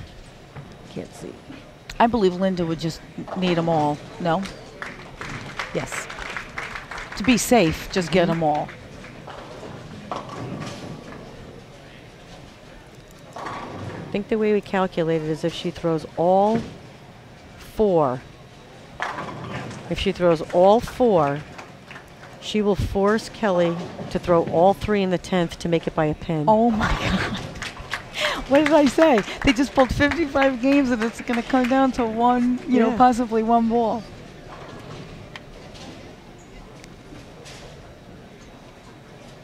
What a great game by Shannon O'Keefe. Awesome bowling tonight by her. 278 to take her to the lead for the 2015 U.S. Open. Look at Clara. And look at Clara Front Guerrero, 11. front 11. Going out with a bang. I believe Danielle will stay in Danielle will stay in 3rd. Jazzy will move to, I'm sorry, 3rd. I think that's it for Kelly. Kelly will make the show. Just needed all 3 in the 10th. Still a great game. Absolutely. Bowled phenomenal. Put herself in that position to make the top 5. So it will be Shannon O'Keefe as your leader. It will be Liz Johnson 2nd. Danielle McEwen is 3rd. Jazreel is 4th.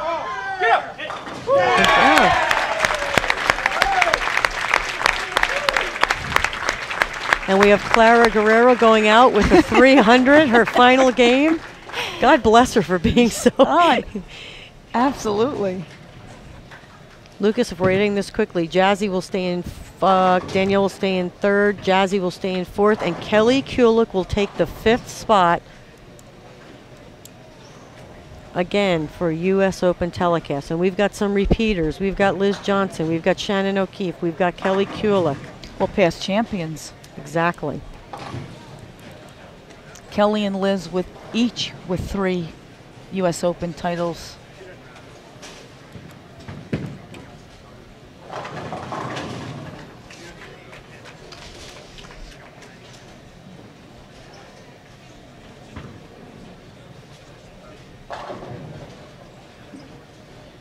Lucas is doing my math for me quickly. I'm still watching the bowling.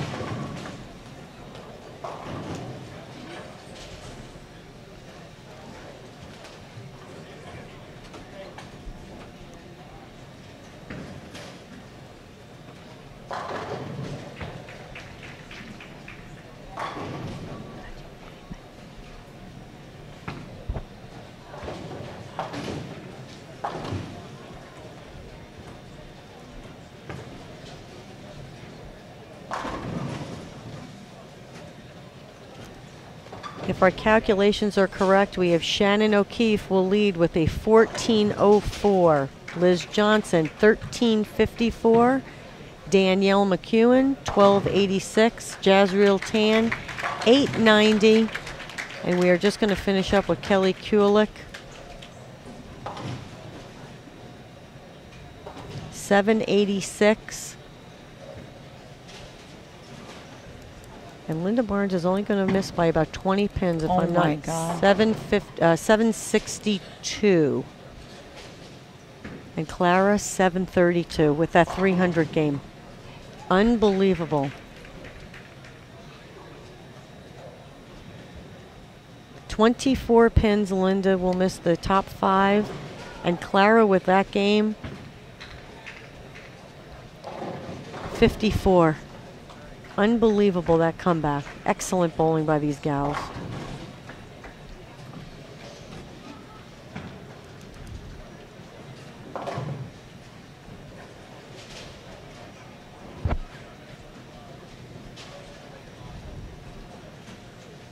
We'll be hearing from Damon Sirocco, our tournament director. He will be introducing the players for our telecast as soon as the last frames are thrown. We got one more ball, I believe, one more frame.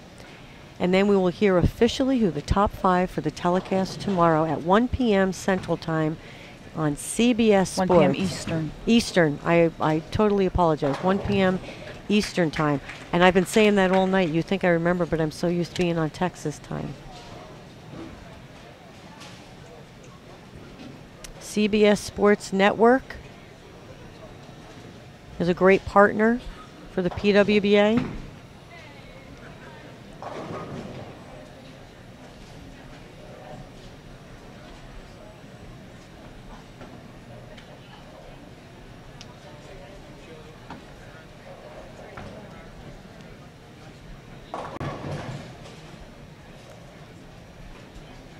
Well, this might be Shannon's time. You know, she's made so many attempts and hasn't been able to pull one of these out. So you never know. Maybe that's a premonition that this could be her time. Well, she won the Lucy Bonneau doubles, which counts now as a title. So that it's a PBA and a PWBA title. So she won that, obviously, end of July. So she's been bowling well. She wins this title. This puts her right in that race for Player of the Year with Liz Johnson and Stephanie Johnson. If Liz wins, it puts her as the front runner over Stephanie Johnson because it will be a major. And of course, that would put 2 majors in her cap for this year. The Queens in the U.S. Open. Just another year. Hi.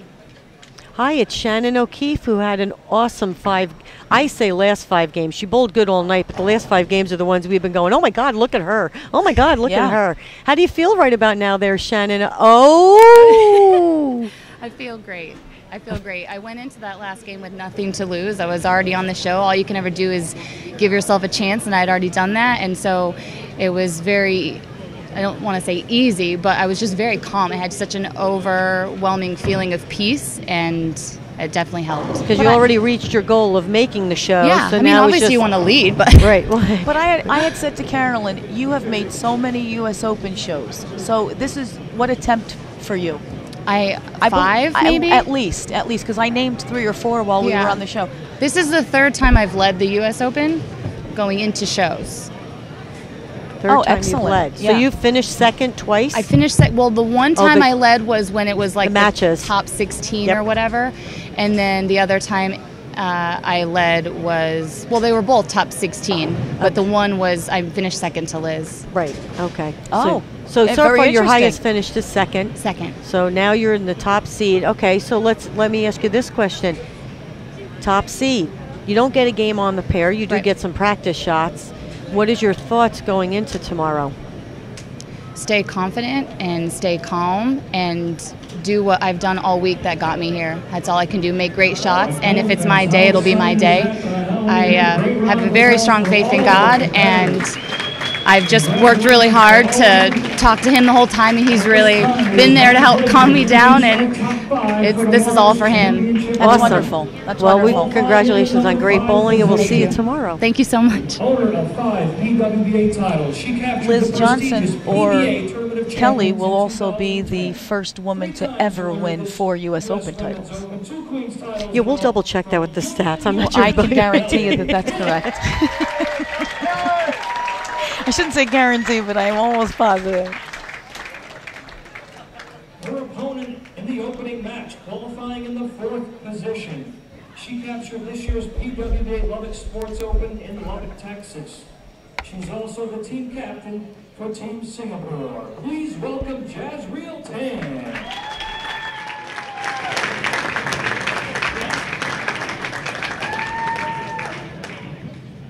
The winner of that match will go on to face our number 3 qualifier. 4 times a member of Team USA. She's won team trials twice in search of her first PWBA Tour title. Please welcome Danielle McEwen.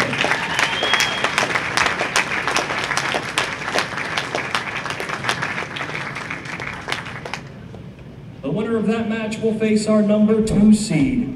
She won just last week in Detroit, Michigan. She also captured the season opening USBC Queens Championship. 11 PWBA titles in all 6 majors, 2 Queens, 3 US Opens, 3 PBA Women's Series titles from Cheektowaga, New York, Liz Johnson.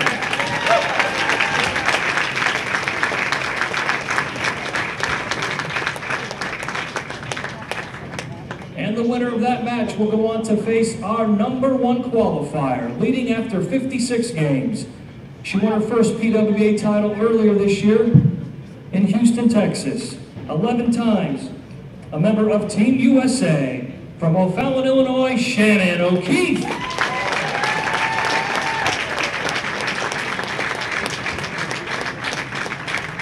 All right, bowling fans, that is your top 5 for tomorrow's championship round. It will be at 1 o'clock live on CBS Sports Network. One more round of applause for our top 5, please. Thank you, and we'll see you tomorrow.